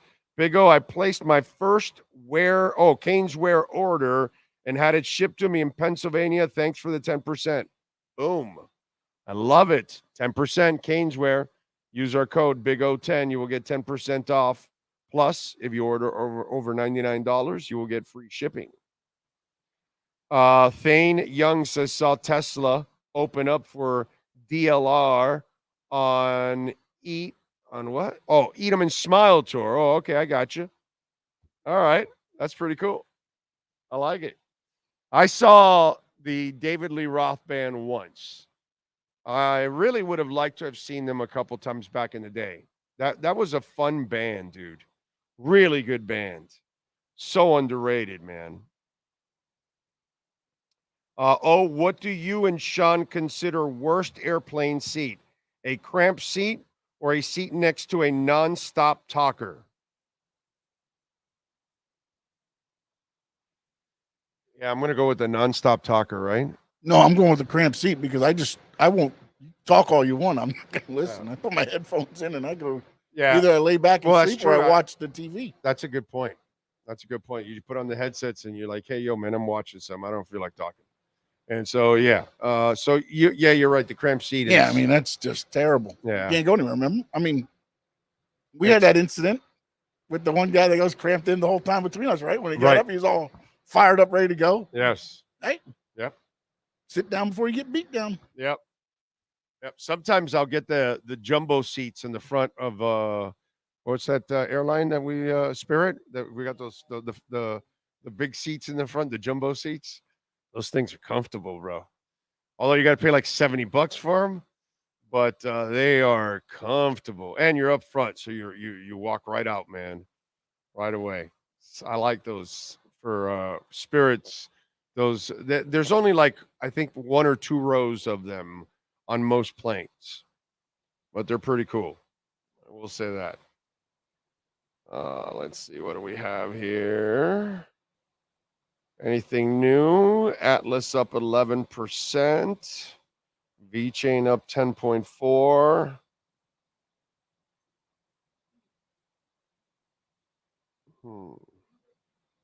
Mutable X is at $2.31, man. Bitcoin down 43,983, barely down. So it's hanging around 44 right now is what it's doing. Okay. Chris Wilson Fishing says, Big O, I listened to your crypto tips I have turned $20 into $550 in the last few months. Well, good for you, my brother. You should be able to turn a lot more if you continue with some of the stuff that we've given. I mean, listen, not for nothing. I'm not a financial advisor. I always mention this every single time. I don't know if I've given you anything that you've lost money on. You know, everything we're all making money on everything that I've talked about. You know, everything had its floor and it hit, and then now it's all bouncing back, and it's looking strong. A lot of the stuff. So if a lot of you, went down to the bottom with me, and now you're coming up, you're looking good, man. You're looking really good. Mateo, thank you, sir. He says Titans' loss will galvanize the Finns just in time. I like it. John Rouse says, how about the farter on the plane? Where's it coming from? True Finn fan. Right. This guy from True Finn fan. I am laughing, coughing, yes, because you guys, every time you get me to laugh, I what's the name of that dog? Somebody had it on there. It's the Chumley evil, or the something. villain. I think that's what they said. Yeah, Brumley or something. Chumley. Somebody said it, and I saw it, and I forgot it. It was up in it's too far. That's up me, now. bro. I'm Brumley. I'm Chumley or whatever it's called. It was like a blue dog, and he wore a hat and he goggles had that, and yeah. I think he did have some goggles. Yes, yes. like a little flying dog. Yep. Hey, so they sent out a stat. 2023 QBs throwing to the first read, minimum 200 attempts. Because Tua only throws to his first read, or he's all right, okay, no. Yeah. It's called first read, and then pressure comes. You gotta, Not only that, but he's number 7 on the list. There's 6 QBs ahead of him, and Mahomes is one of them. Mahomes is number 1. Oh, okay, yeah. Kelsey's his first read. Yeah. Russell Wilson is number 2. Okay. 3 is C.J. Stroud. Okay. 4, Justin Fields. 5, Justin Herbert. Okay. 6, Kirk Cousins, which he got injured, and then Tua comes in on percentage of throws to first reads. No, but Tua's the only one. Only one that does injured. He's the only one that'll throw an interception. He's the only one that could lose a game. He's the only one with a first read.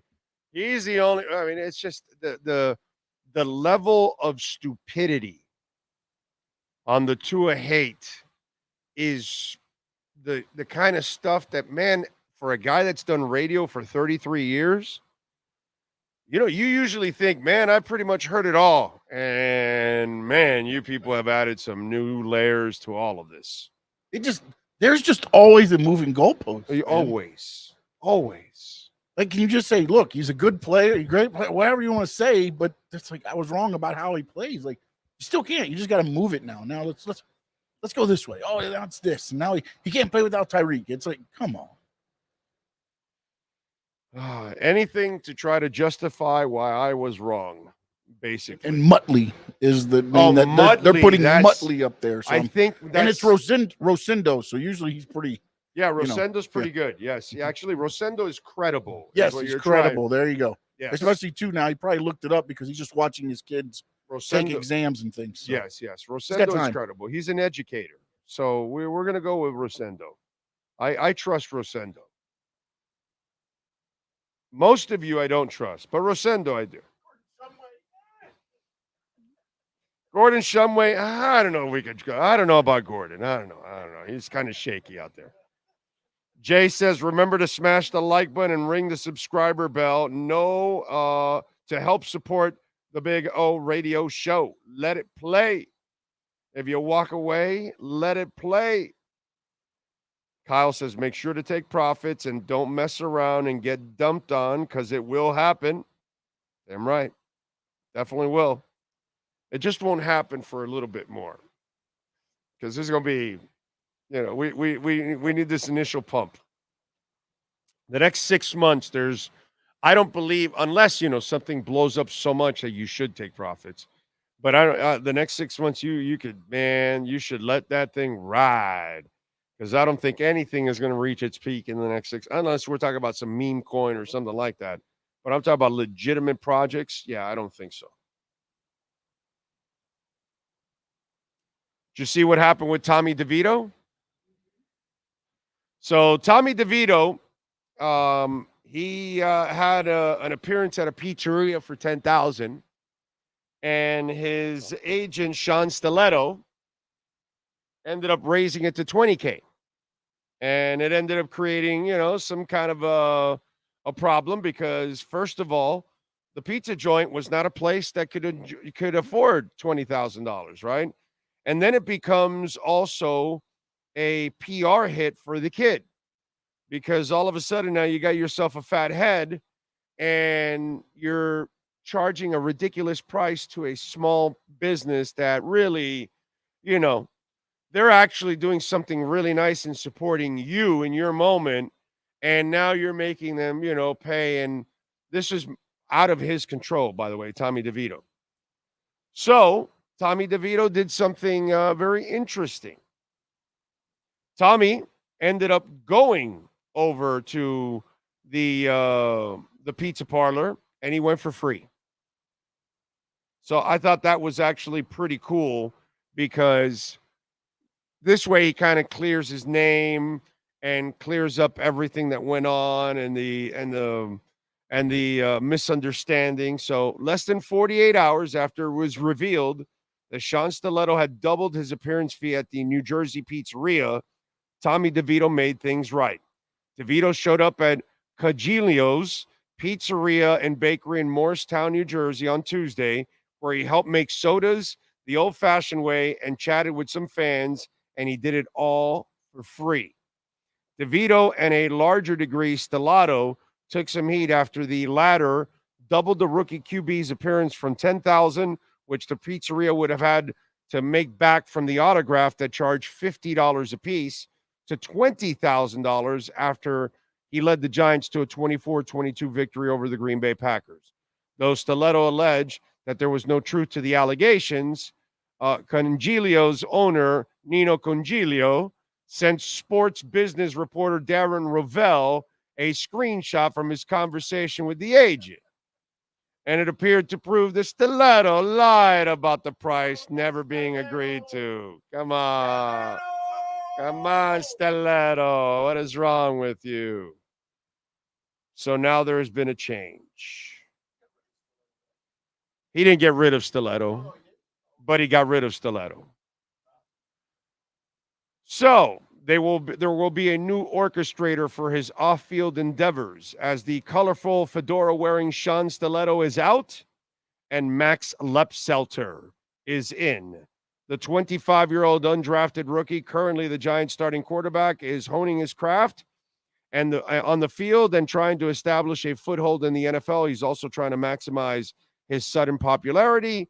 Lepsetler, the president of Max MGMT, met with DeVito on December 1st, 5 days before DeVito helped the Giants beat the Patriots 10-7. 2 days later, DeVito and his family in the room, Lepsetler hired, and the MRN marketing representation will now represent him. Stiletto, by the way, will still be his agent for Football Matters. Okay? So, yeah, in other words, Tommy was like, hey, no, Sean, you can handle the contract stuff. That's great. I appreciate it, bro. But the marketing stuff, that's not your thing. And by the way, this is normal. There's a lot of players that have one agent for their contract and one agent for marketing. Okay, so that's nothing out of the norm. And maybe that's just not, what's it called, Stiletto's strength. That's all. Yeah, nothing wrong with that. Because nobody's going to trust him after that. Right. After, you got a screenshot of it. Nobody trusts Stiletto to set up any kind of deals. Yeah, that ended up bad for Stiletto. So you can't, there's certain things you can't get away with, Sometimes in that world where, they borrow money and you break legs for it and all that, you can play around with the truth sometimes. But in the world of texts and legalities and things like that, yeah, there's no bullshit in there, bro. And if you send him the text that you doubled his thing, he's going to have screenshots of it, dude. Just thought he wouldn't be able to use the phone, right? Yeah, the old guy probably can't use the phone. Yeah. But also, how busy is Conjoli's or wherever? Bro, You think you can make $10,000 back up from $50 an autograph? How many people are walking in and out of that pizzeria? Well, no, but they were signing also. So they were selling the autographs. Yeah, for $50. So, and you're in an Italian neighborhood. You probably got a lot of people to sign up for. You're trying to make $10,000 back with $50 video, you know, $50 autographs? That culture is very supportive of each other. So I could see it. Okay. It's kind of like the It's kind of like the Jewish culture, that they're so damn strong and they support each other and all that kind of stuff. All right. So I could see that, dude. It's a bond. You know, Italians got that strong bond, dude. And so I can see in a neighborhood. Think about it. Do the math. What if 50 of them sign up? It's 5,000 already, right? No. Yeah, isn't it? 50 times 50 is 2,500. Right. Okay. 100. So you got 50. Right? Yeah, 25. Yeah, okay. So 2,500. So 100. You could get 100 New York kids to Italian kids easily, and dads and all that. I could see them, and you know what, Sean? It becomes a write-off too. Yeah, no, I mean, ultimately, that's what I'm saying. But it's so like, some of you'll get the money back. Maybe you'll. But also, how long is he signing for? Maybe you'll break even. Maybe that's why he raised his rate. He's like, hey, you got me sitting here for 4 hours. Double it, Stiletto. Or however DeVito would say it. Obviously, it wasn't him, because he wouldn't have let Stiletto go if it was him doing it. But he didn't let Stiletto go. Stiletto's the fall guy. In true Italian fashion. Well, that's true. He becomes the fall guy, and he keeps his job doing what he does. And now they bring in Stiletto's cousin because there's some loyalty. Ralphie. Like I told you, there's some loyalty there. No, exactly. Well, you saw it. I mean, he's up there kissing the dad on the cheeks, and I mean, Stiletto's family. I'm sorry, Stiletto's not getting. Well, it's not that bad. Then I thought it would be more than that. What, 200 guys is 10,000? Yeah, that's not bad. No, okay. Listen. Yeah, bro. 10, my fault. I'm going back to my hole. Bye. Yeah. 10,000 is not that. You could do it. Big O, did you bring the AR? No, I don't have one. Don't have one. I have a Smith & Wesson 9mm. I will bring it in January when I'm here for the shooting contest. But I will bring it, so just in case if you wanted to have fun with your joke on the AR. Pat in Asheville asked us why they didn't set us up downrange. Could you imagine you set us up downrange and people come in and no, yeah. No, that's the last thing. If I'm downrange, my wife will speed over here right away to line up and shoot me. Okay. Probably be a long line, actually. Yeah, so there's probably going to be a long line, to shoot me. Yeah. Couple of former bosses at QAM, things like that. Yeah, that could happen. John Rouse in the house. No one can predict markets, but we know in 4 months we have a Bitcoin halving, only up from there for at least 6 months. HODL until then. Exactly. We have the ETFs coming here in January, which is, I got to tell you something. I really think this is going to trigger Bitcoin to go to 100,000. I really believe that. I think these people are not letting on how much money they're going to put into Bitcoin. I think these power brokers are going to try to scoop up as much as possible, all the Bitcoin that they can. I think there's going to be very little Bitcoin left. And then as they mine it every day, because 900 are mined every day. But in April, that gets cut in half. It'll be 450 every day. And, until we get to the point that we got the 21 million. It's going to take several years to finish that off. But I'm just telling you, these power brokers, they understand it now. And they know the power of it. And they know it's not going anywhere. And they're going to want to own it. That's why I've told you guys for several years now, and more than ever the last couple of months now, we found out about these ETFs. Don't stop buying Bitcoin, because Once the ETFs hit, us average people will not be able to afford, you'll never be able to even think about getting one entire Bitcoin. It won't even cross your mind because you'll never have the money for it. Never. I won't. You won't. Because I think it's going to be at a ridiculous number. I really do. So interesting stuff with DeVito, the new marketing agent. Sam Laporta. Did you guys see this?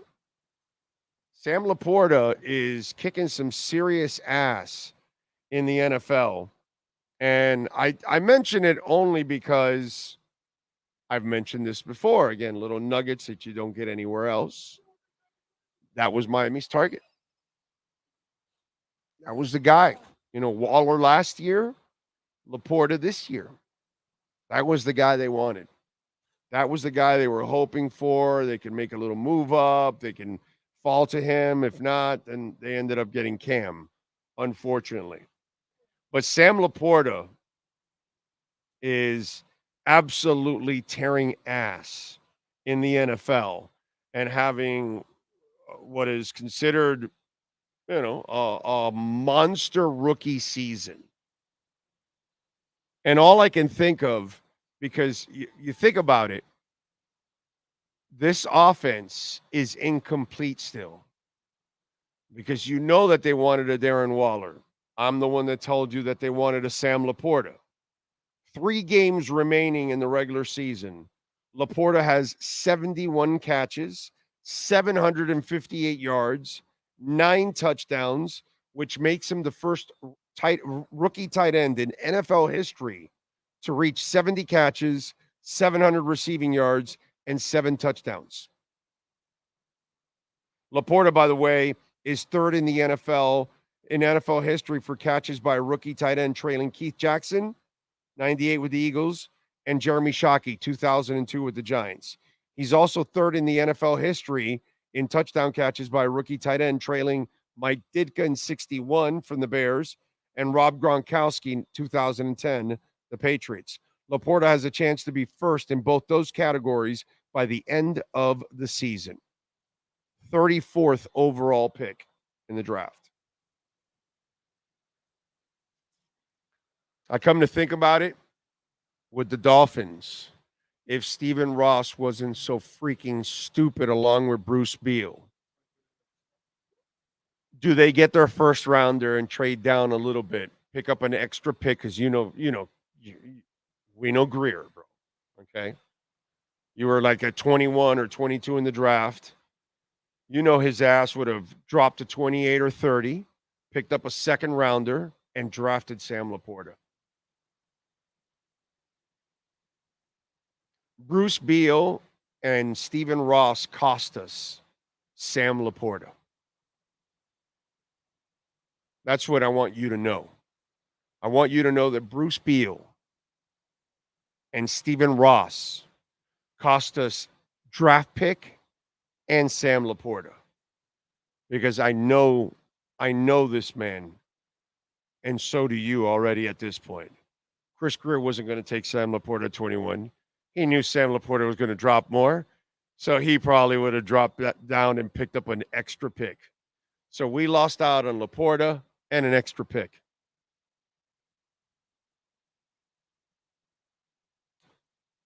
Freaking sucks, dude. And to think about it, look how good this Dolphin offense is, and we still don't have a dynamic tight end in it. So, be fine. Be good. It'll all work out. Let's see. Shumway says, you can't be doing the offer you can't refuse. You have to have Tom Hagen as a consigliere, PR firm. All right. Let's see. DeVito's 3 seconds of fame came to an end by Derek Carr. Incredible. Laporta should have been a Dolphin if Ross didn't cost. Yes. Yes. Dallas is called America's team, but is it really? I don't know. Looking at the Miami Dolphin fans, they're all over the country, and we're winning again. They come out of the woodwork. You know, I will tell you this. The Dallas Cowboys have a terrific fan base, but I would never classify them as America's team. Because of Jerry Jones, they are one of the most unliked teams in pro sports, not just the NFL. The Dallas Cowboys back in the day under Tom Landry was impossible to dislike. They were professional. They were boring. They weren't controversial. Roger Staubach was as classy an individual as it's ever existed in the history of football. A naval man, stud, dude. Nothing about the Dallas Cowboys in those days, you can understand why they could be America's team because of their corporate feel, because of their neutral way that they handled things, and they weren't about showing off, and they weren't, Tom Landry kept everything incredibly professional. So I could see that being likable and being America's team because Tom Landry was a man that you respected. I can't say the same anymore about the Cowboys. I mean, Jerry Jones is a clown. We understand that he's, done a great job marketing and all that kind of stuff, but he's still a clown. He's done and said a lot of clown shit over the years. So I don't think that America's team label flies anymore because of Jerry Jones. Because the image of that team completely changed with Jerry Jones. So if I asked you, what team in the country now, what NFL team could possibly be America's team? Is it Kansas City with the Taylor Swifties? Because Andy Reid is so likable. He does 400 commercials. I feel with those commercials they're doing right now and everything right now, Casey would be in the lead. It would be the lead dog to me. Yes. How do you dislike Pat Mahomes? Yeah, I know he had that little the Swiftie effect. I know Andy Reid. Right. Yeah. The fact they make fun of themselves, the chefs. I mean, they're getting it all. Kelsey's likable. Yeah. I think Kansas City would be my America's team if I have to pick something, right? Yeah. I mean, overall, yeah, they got every age group. Who the hell dislikes Andy Reid, bro? Come on. Give me a break. I kind of feel like Kadarius Toney's trying to get him fired. Explain it once again with those chicken finger thingies. Come on. There's only one Andy Reid. So, yeah, I'm going to go Kansas City, taking the inside track right now on America's team more than anybody else. By the way, if you want to be the greatest act of selflessness that has ever been done in football was done by Lamar Hunt and the the Texans, the Dallas Texans. Okay? The Dallas Texans had just won the AFL title. I believe can you look it up for me? I want to say 1965 or 64, maybe? No, I think it was like 63, actually. 63. I want to say 63. Go ahead. Look it up for me. Anyway, so they win the AFL title of 63. And he knew that the AFL could not grow anymore in Dallas because he had the Dallas Texans and the NFL had the Dallas Cowboys. And he knew that the city wasn't big enough for two football teams. And in order for the AFL to survive, he just won the title in the league. The Dallas Texans were the world champions of the AFL.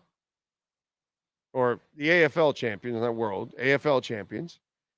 and he decides to move his team from Dallas to Kansas City to become the Kansas City Chiefs on Braniff Airlines, by the way, just to kind of throw it out there because I know that Braniff Airlines was part of the move. But anyway, and so think about that. You're the commissioner of the league. You created the league. Your team just won the Super Bowl, and you're going to move your team for the betterment of the league, which he was right. And it all worked out. What year was it? Do you remember? No. Yeah, well, yeah. 62. Okay, so it was the third. Right. So yes, so it was the third season. That's why I was thinking 63. Third. Yes, right. Yeah, they won the first couple. Yes, with Billy Cannon. Billy Cannon was the number one pick for the Houston Oilers in those days. So think about that. That's America's team type of stuff that you would do there. A selfless thing for the betterment of the league. You move your own team, bro. The Hunt family is a really special football family, dude. Really, really. They mean so much to the history of the AFL and the NFL, and to a certain extent, soccer too. I was gonna say it transcends past football, right? Yeah, Because the soccer. Lamar Hunt Trophy. Yep. They were big soccer supporters too, and they helped build soccer here in this country also. But yeah, it goes without saying what the Hunts have kind of meant to football overall. Anyway, we sign Zach Ertz, or he signs with us if we beat the Cowboys. Brother, I don't know what Zach Ertz wants to do. Yeah, I guess his body is so beat up because he's always so injured. I wonder if he's just waiting to sign right before the deadline of the playoffs. Yeah. And then just, also to look at the teams and say, okay, which ones are right. You're like, okay, right now this is the lead horse. Right. Next week, that one might be the maybe right. he's trying to look at the options. But they got Goddard back. A tight end also. They got Goddard back already. Yeah, in Philly. I think that's why the Philly thing didn't happen. Now I think he's just like, okay, what's my best option to get a chance at a Dallas has championship? its own first rounder that they drafted. Mm-hmm. What was the other team that was talked about? Baltimore. No. That was the one. But they're using the guy they just drafted behind Mark Andrews. Yeah. He's stepping up as well. Yeah, he's stepping up. So we need Zach Ertz, bro. Yeah, I mean, maybe nobody else is talking to Ertz. Maybe he's just waiting to see what maybe, like I said, he's waiting, one, his body, and two, I think maybe just to see who's the lead dog that needs a tight end. Yeah, man. Yeah. That is, I don't know. I don't know what to tell you. I don't know what the man is thinking, and that's the hardest part of this all is we don't know what this man is thinking. By the way, I just want to remind you, customer service here at Top Gun, they are absolutely awesome, folks. From archery equipment to any of the stuff that you may need for concealed weapons, if you need certain holsters, safes, all kinds of safes, mobile safes, ones that you can, obviously nail down in your home so you can keep your guns locked. And please, folks, I tell you to go have a colonoscopy, okay? When you're getting to that age, and I tell you how stupid I was to wait to 56 to do it for the first time. Let me remind you also, it's our right to bear arms, but please lock your guns. And there's all kinds of locks. There's safes. There's locks you can put on the triggers and all that kind of stuff. There's that one kind of lock that has the wire that weaves through the gun and everything. There's so many ways to keep your home safe. Because if you have kids, or maybe you have someone at home that is, that deals with mental issues, so you also have to be very protective, in that sense. Please, folks, be responsible. We're watching those accidents all the time. I know you've got to protect your family, but please lock it. And they've got all kinds of different locks here, great locks to protect your weapons. All right. Big O. Speaking of Cam Smith, is it talent or is it maturity? Well, right now there's no playing time for him anyway, so it doesn't really matter. You got Ramsey back; he's not playing, and you've got your other experienced corners at this point. So what I would say is this is just a learning year for Cam Smith, and you hope next year, the light really goes on, and then he makes a move up the depth chart. But this is one of those years where you just chalk it up, and right now you don't need him. He's not anything you need at this point with Jalen Ramsey and X on the field. So we'll be fine. Michael from Vermont, Dolphins were America's team until the WFL stole our hearts. Yeah. Yep. Unfortunately. And that took the Dolphins completely out of their groove, right? That sucked. Let's see what we got. By the way, did you see Guy Fieri? I'm going to get into that. I thought that was kind of odd. But first, before I do that, let's go to a little birthdays today. Okay? Mbappe, soccer player. He's 25 years old today. Jesus Christ, dude. He's so young still, and he's accomplished so much. Yeah, it's right. Exactly. It seems like he's been around forever. Jonah Hill is 40 years old today. Let's see. God, a lot of these YouTube and TikTok stars that I have no idea who the hell they are. DeAndre Fox, basketball player, is 26. Is this real? Bugsy Malone, a rapper, is 33. Is that like legitimate, guys? Because I don't know. Paul Ritter, former actor, born in 66 on this day. We lost him in 21, unfortunately. Peter Criss, drummer, is 76 of Kiss.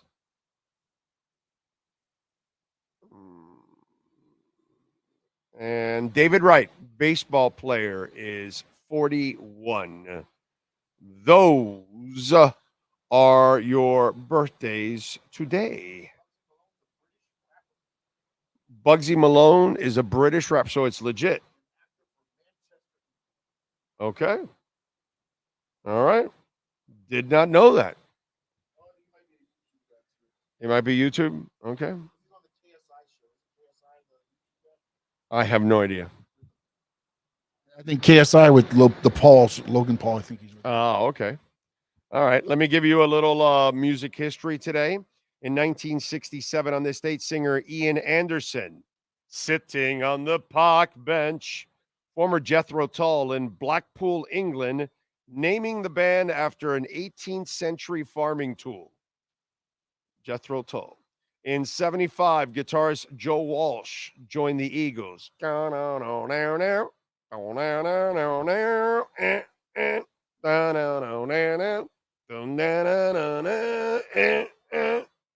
In 2010, Poison singer Bret Michaels ended his VH1 reality show Life as I Know It by proposing to his longtime on and off girlfriend, Christy Gibson.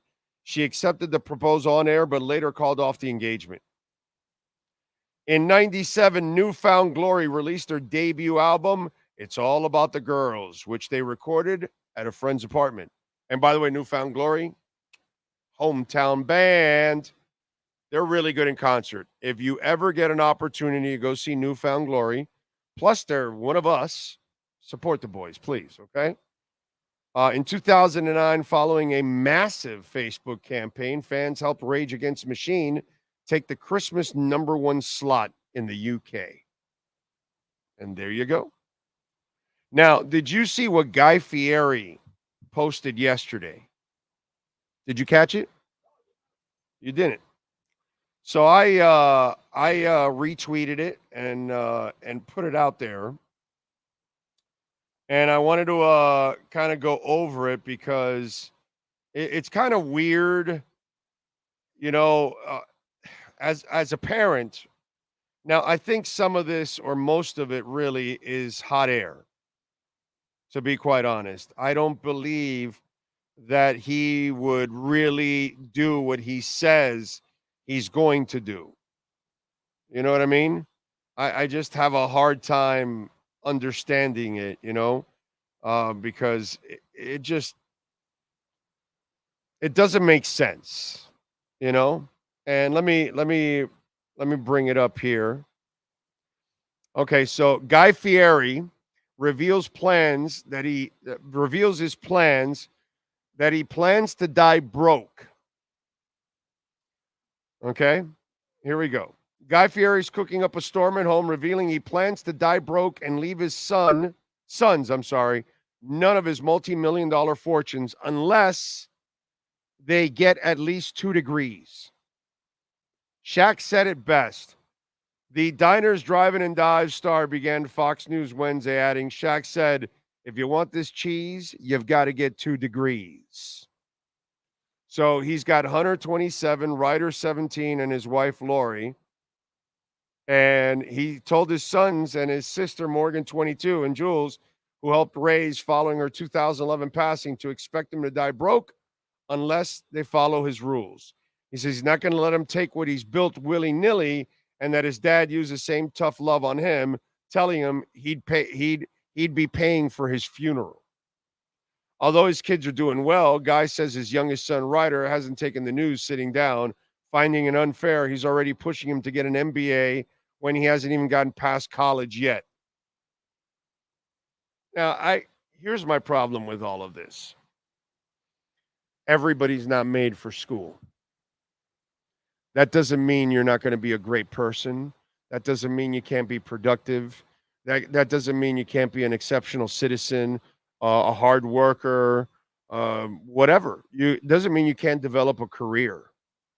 You know, not everybody's built to go to college and graduate from college. And there's a ton of people that don't have a college degree, and they are phenomenal human beings.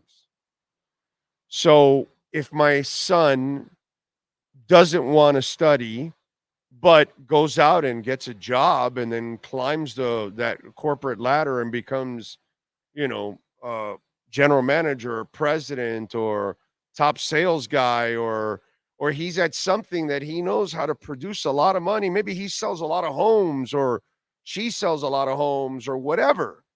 They're successful. They're good people. They don't get in trouble. Maybe they're married. Maybe they have kids. Like, how do I not support that? How do I not love that? Well, why do you need to have a degree to prove that you're going? I understand that fundamentally, foundationally, having a degree for anybody, it gives you an advantage than not having one. You have something that you can build on right away. Totally understand that. I would never argue that point. But my Lord, please, let's go. Let's be honest here. Lots of people aren't built to go to college. Lots of people don't want to go to college. Lots of people don't need to go to college to be great human beings, to be productive citizens. So that's the part with Guy Fieri that I found, complete bullshit on it. So you're gonna not back up your kid because they didn't get a degree, but yet they're really good people. They're raising a family. They work hard. They pay all their bills. They vote. They do all the things that productive citizens do. So you didn't get a degree, so I'm going to hold it against you. I mean, does Guy Fieri need a degree for what he does? Does he even have a degree? A culinary thing is not a degree, but again, I don't mind if you have that. I don't care what you have, dude. Doesn't matter to me. If you're a great mechanic, you can end up making a great living because you'll build a relationship. You'll build a customer base, and you'll be fine.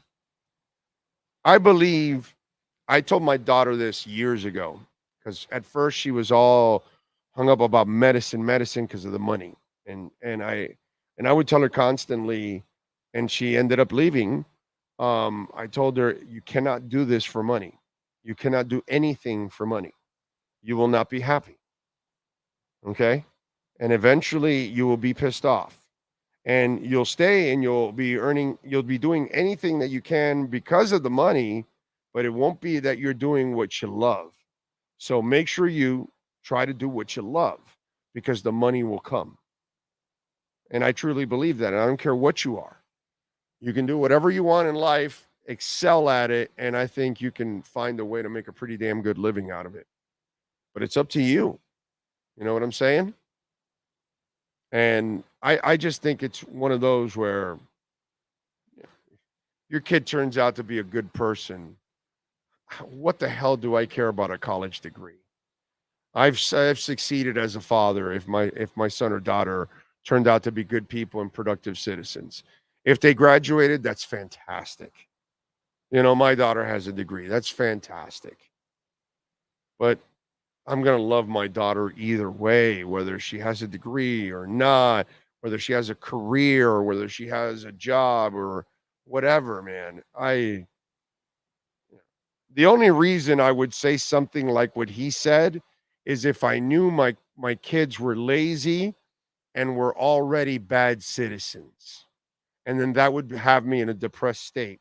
The fact that, like any parent, you know, we feel like we failed. Muzi, thank you for the love and the super chat, sir. Says, driving down to Miami tomorrow from Virginia. Going to get some fresh gear from Caneswear before we kick the Cowboys' ass Sunday. Remember? Big O10. Save yourself 10%, my friend. Okay? Amazed how difficult it is to get attention from Gen Z players during meetings as they are distracted by their phones. McDaniel seems to know the attention span is not there and keeps messages short. Yep. You're right about that.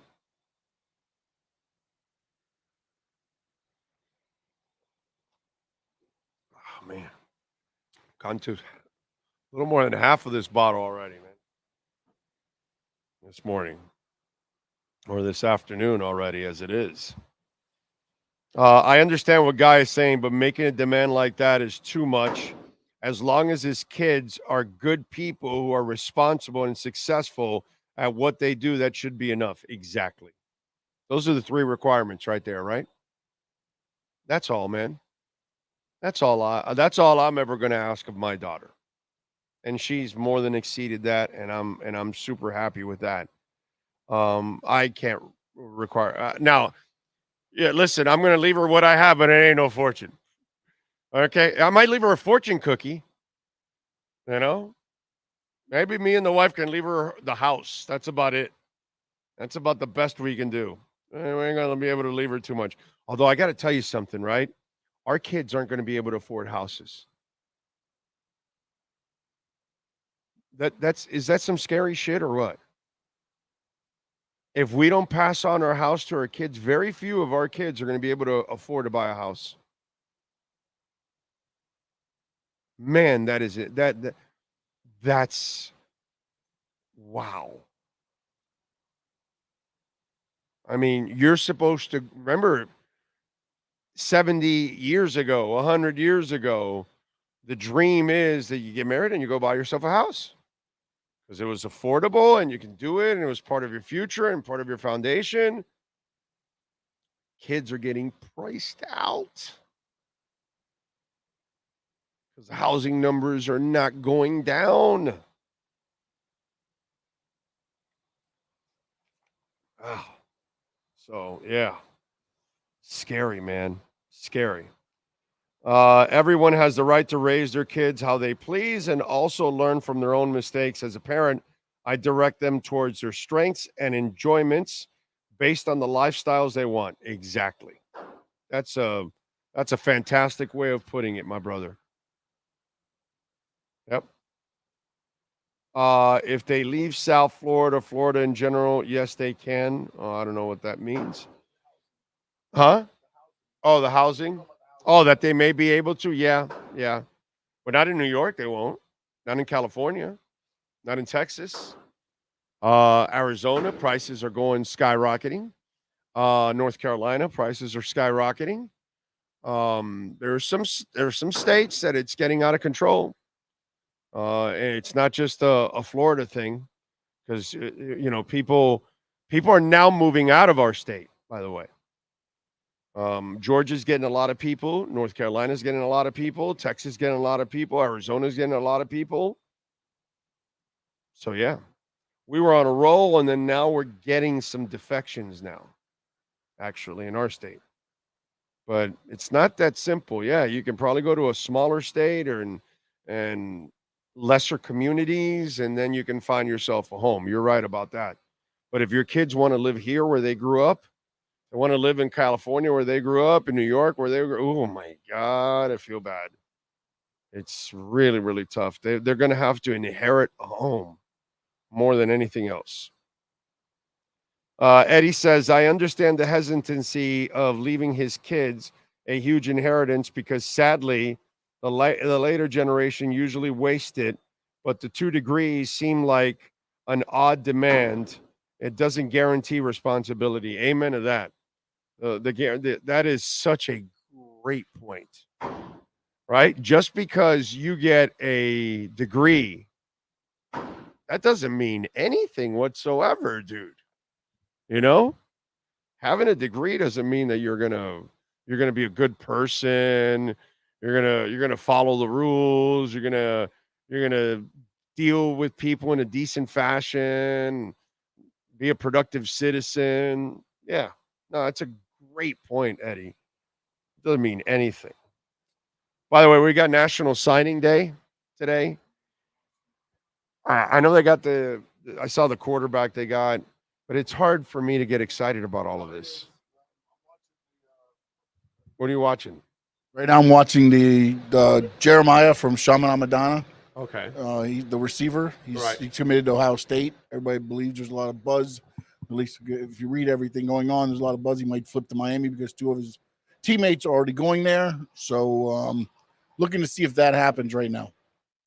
My problem with all this, we don't even know if these kids are staying here, dude. They're a disaster. How do I celebrate something and get excited about something? First of all, I don't like getting celebrating or getting excited about high school kids. Remember Jake Garcia? Huh? Just a couple of years ago, we were at Onside, and Jake Garcia agrees, and one of our hosts is celebrating by jumping in pools.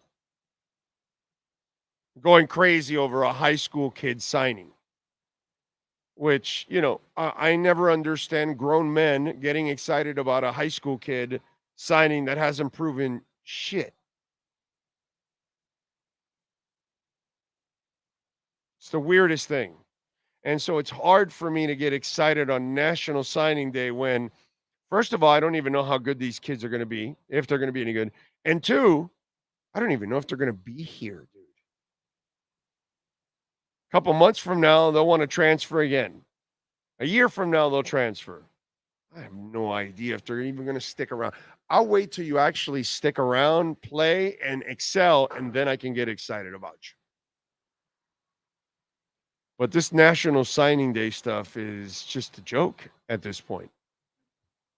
Yes, sir. Ohio State has already lost 2 commitments this morning. Not that means anything, but just letting you know. Right. Yeah. Okay. I lost my sister on Father's Day 2000. Let my best friend, brother in 2007. Lost my best friend and brother in 2017. I'm sorry. Life has taught me to be a good person, to adore your family no matter what. I just want my children to be good-hearted. Exactly. That's it. If they are, then you succeeded, dude. It's the 2 degree thing is just, again, unless your kids are complete F-ups. If they're bad people and F-ups and all that, and you're like, nah, yeah, I'm going to put like some real hard restriction on these guys. Okay. But if they're decent people, there's no reason to be like that, man. And that's extra stress for them. It's life is stressful enough as it is, having to survive every single day, Don't forget, by the way, if your business wants to be a part of our platform, 786 754-4664. That's 786-754-4664. And there you go. Finn's rule. I believe the children are our future. Teach them well and let them lead the way. They possess inside. There you go. There you go. Of pride. There you go. We're doing our own Wilkins and Sealer today. That's it. That's it. That's the one. Oh, let's see what we got here. Cash App or Venmo, by the way. Cash Big O Show. That is Cash Big O Show. And you can make a Bitcoin donation at Cash Big O Show. Okay. No donations there. But I appreciate it as always whenever you guys do.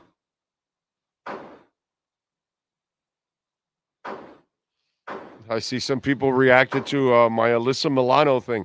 You heard about Shannon Doherty having cancer from 90210? You know it? Yeah. And now the cancer got to her bones and shit and all that. And Shannon Doherty was known as, she was known as a person that was hard to get along with. And remember, she left 90210 after the third year, I think it was, like early, right? Second, third, fourth year, maybe? I don't know. I don't even know if she made it to the fourth year. But she left, right? And then was replaced. And she then, went on having that kind of reputation. And then she was on Charmed. And it was the power of three, right? And she ends up leaving Charmed after, I believe, the second season.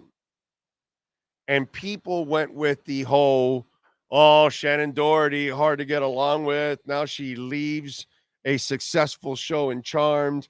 They couldn't stand her, this, that, boom, boom. And she stayed quiet about it. So now the story comes out, and Holly Marie Combs also is, witness of it. And she confirms it. The other person has not confirmed it because they probably don't want to confirm it because they look really, really bad. So apparently Alyssa Milano was a major dick. And she thought it was some kind of competition with her and Shannon in whatever, competition for the show, the lines, the lead, the character, whatever. And she felt so uncomfortable. And Shannon never did anything to try to make her feel uncomfortable. And Holly Marie Combs said, I never saw anything, that she did. And apparently Alyssa Milano became a real dick, didn't treat her well, and then got to the extreme of telling the producers it's her or me. And they chose Alyssa. And then Shannon Doherty and her agent agreed with the TV company not to divulge the real reason why she was leaving. And they let people talk shit about her, that they had trouble getting along with her, when that was not the case at all. It was that Alyssa Milano had a problem with her, and Alyssa Milano's the one that got her kicked off the show.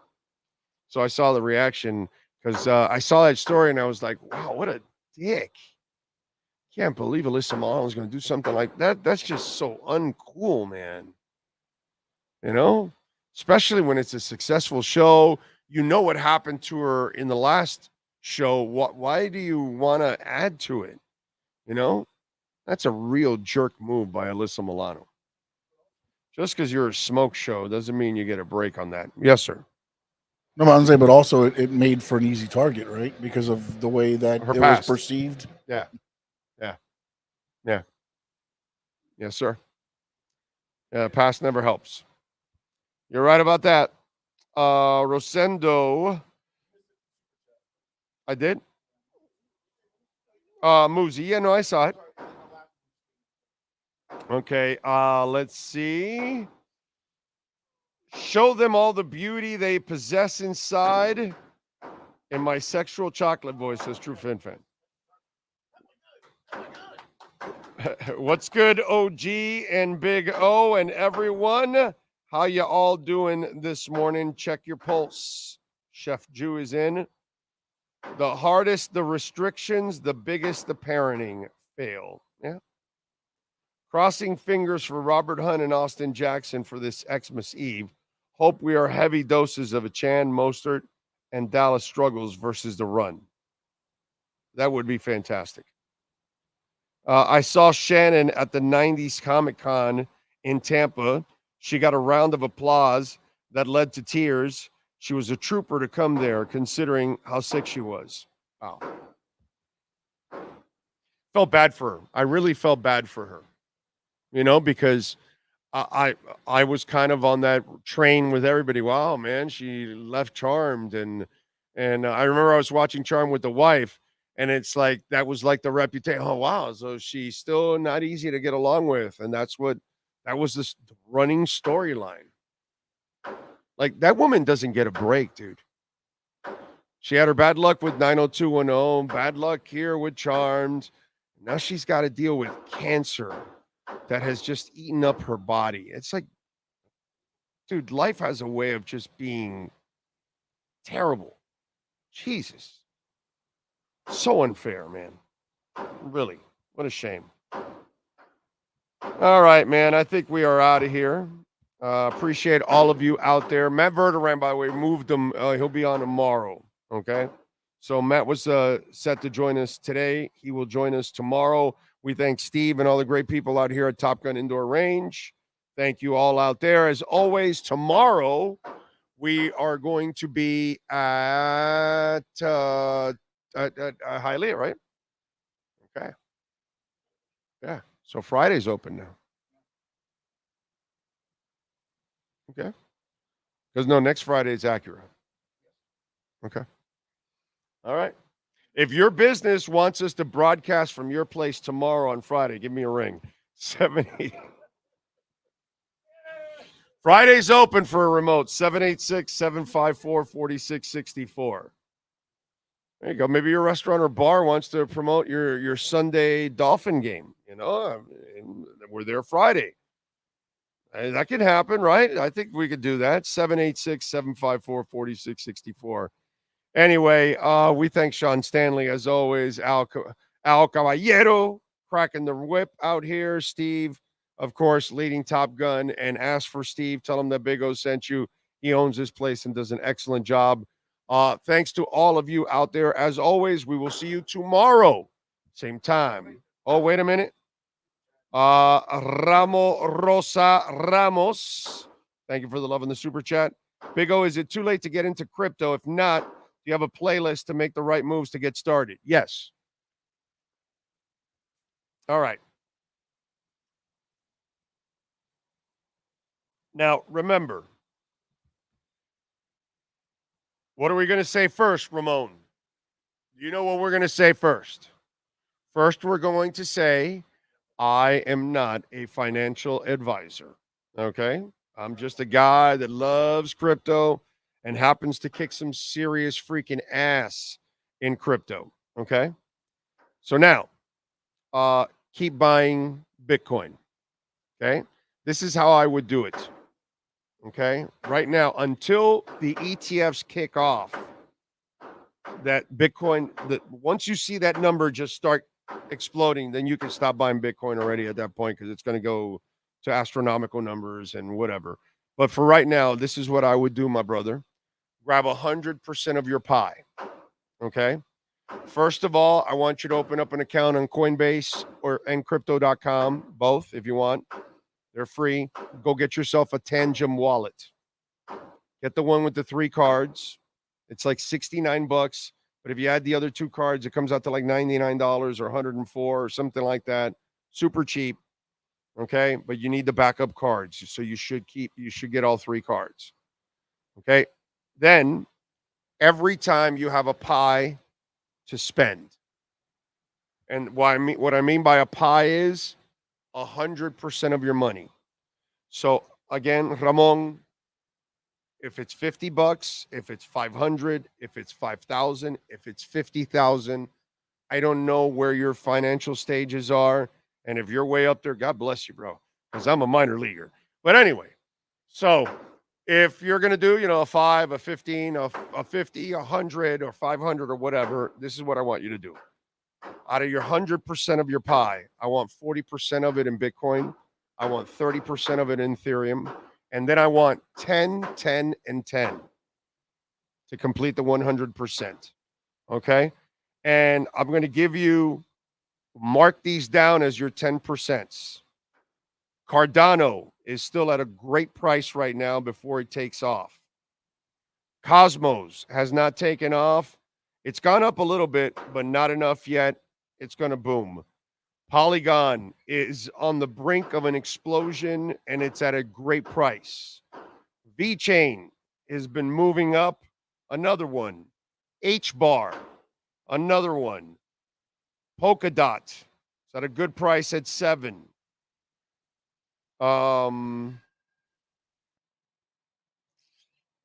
Decentraland, Mana, another one. Okay, then I rotate those.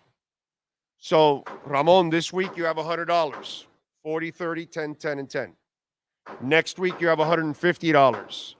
40% Bitcoin, 30% Ethereum, and then rotate those 10, 10, and 10. Use other ones. Okay? And so keep putting 10% in each of those altcoins. Keep putting 10% in each of those altcoins. Then this is what I want you to do, my brother. When Bitcoin explodes, then you back off of it and put maybe 5% into Bitcoin out of your pie. Still keep putting, because never stop buying Bitcoin. You never stop buying. Unless it's, hundreds of thousands and millions of dollars, then yeah, and then it's so expensive that, yeah, forget about it. You're not really buying a lot at that point, but you keep buying it. And then the Ethereum, right? I want you until it gets, it's going to pop to 4,000. It's at 21, 22 right now. It's on the brink. On the next run that it has, I think it's going to go to easily 4,000. Did you see what just happened there? Like, I'm talking and the phone just starts picking up stuff from me. And all, out of nowhere, it starts dialing Ramona Shelbourne. And I'm like, I'm not calling Ramona right now. Like, what the hell is this? Anyway. So that's what I would do. Okay? And it's not too late. Now, I'll give you a couple of long plays that I think can pay off big time. Okay? Now, these are riskier plays. They're smaller cap coins, but I think their potential is immense. And you can find it on crypto.com. Alethea Liquid Intelligence Token. I've already talked about this for well over a year. We've already made money on it when it went to 9 cents. And we got it at 88 thousandth of a penny. So at more than 10 times. All right. And it's lived at 1.5 to 1.8 cents. Now it's gone up to the 2.2 cent area. Remember, it was at 9 cents. It will surpass that. So I am waiting, and I am reloading myself, actually. That's one of the few that I'm still buying. I'm buying Bitcoin and I'm buying Alethea. Those are the only two that I'm buying right now. I'm not buying. I'm already loaded in everything else that I've done. I'm already set for the bull run now. But that's what I'm doing. So, and then the other one is Star Atlas. Okay, if you can find Star Atlas, you maybe on Coinbase, on the DeFi wallet of it, maybe they have it there, or maybe they have it on regular Coinbase, Star Atlas. But Star Atlas, you can also get Star Atlas on Exodus. You can open up an account there. It's free. And in Exodus, you buy Solana and swap it for Star Atlas. And Star Atlas right now is under a penny. It's somewhere in the 66 thousandth of a penny. It was at 25 cents. So that's like 45x from where it's at right now. And it will pass the 25 cent mark. it will go farther than that. That's my prediction. I'm not a financial advisor or anything like that. But go look at Star Atlas. I want you to go look at the game.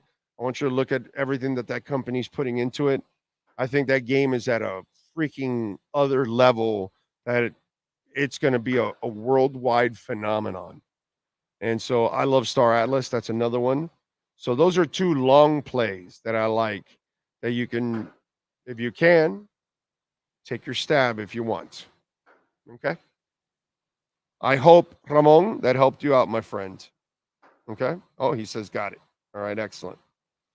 I got me some polka dot. There you go, this morning when I got you. There you go. There you go. Love polka dot. Yes, sir. So those worrying about Jeremiah Smith jumping to Miami? You hear the gunshot first coming to the way. It's all good. We're at a shooting range. No, I know, but it's like, usually they shoot at a shooting range. He says, I want to be a first-round draft pick like Chris Olave, Garrett Wilson, and soon Marvin Harrison Jr., so that's what I'm going to do. I'm going to do that at Ohio State. He stayed with Ohio State. Brian I found it Hardline. interesting because we talked about it, you and Manny, all the time. Yeah. You see guys going to the NFL, that's your position. You see what's happening. They've been wide receiver factory lately, producing first-round picks. Brian Hartline, bro. That's what got him. He's the best right now. He's the best on. So I got the over. He'll be here next year. Okay. Yeah. All right. I saw Shannon. Oh yeah, I got you there. Okay. Let's see. Let's hit that. Okay, we're good. All right. Anyway, will the Dolphins versus Ravens game be flexed to Sunday night? Why would you wish that on us? I don't know. I don't want it to. Isn't that New Year's Eve? Oh yeah, no. Are they flexing? Oh no. I think they're going to honestly If we wait win. to see what happens. Yeah, if we win, because if we don't, then I think it's null and void. Right. As far as for that game, Right. It having, doesn't is mean what I'm saying. Yeah. If we win and they lose, it still means something. Yeah. If we lose and they're not going I to think win. if we both win, it still has, because the Dolphins would then. If we both win and both lose, it still means something. Yeah, because the Dolphins would beat them and they'd have the tiebreaker in that situation. Right. Yeah. Head to head. Yeah, because they're going to lose. They're not beating San Francisco. There's no way. All right. We thank Steve here at Top Gun, Al, Sean Stanley, the man that masters his entire platform. We thank all of you that tuned in, all of you that watched the show. Thank you. Please share. And if you can, make a donation, Cash App or Venmo, Cash Big O Show. That is Cash Big O Show. Send us also, as always, what's it called? Make sure you share if you can. And if your business wants to be a part of our platform and broadcast from your place, 786-754-4664. We'll see you all tomorrow afternoon from Hialeah Park. Be good out there.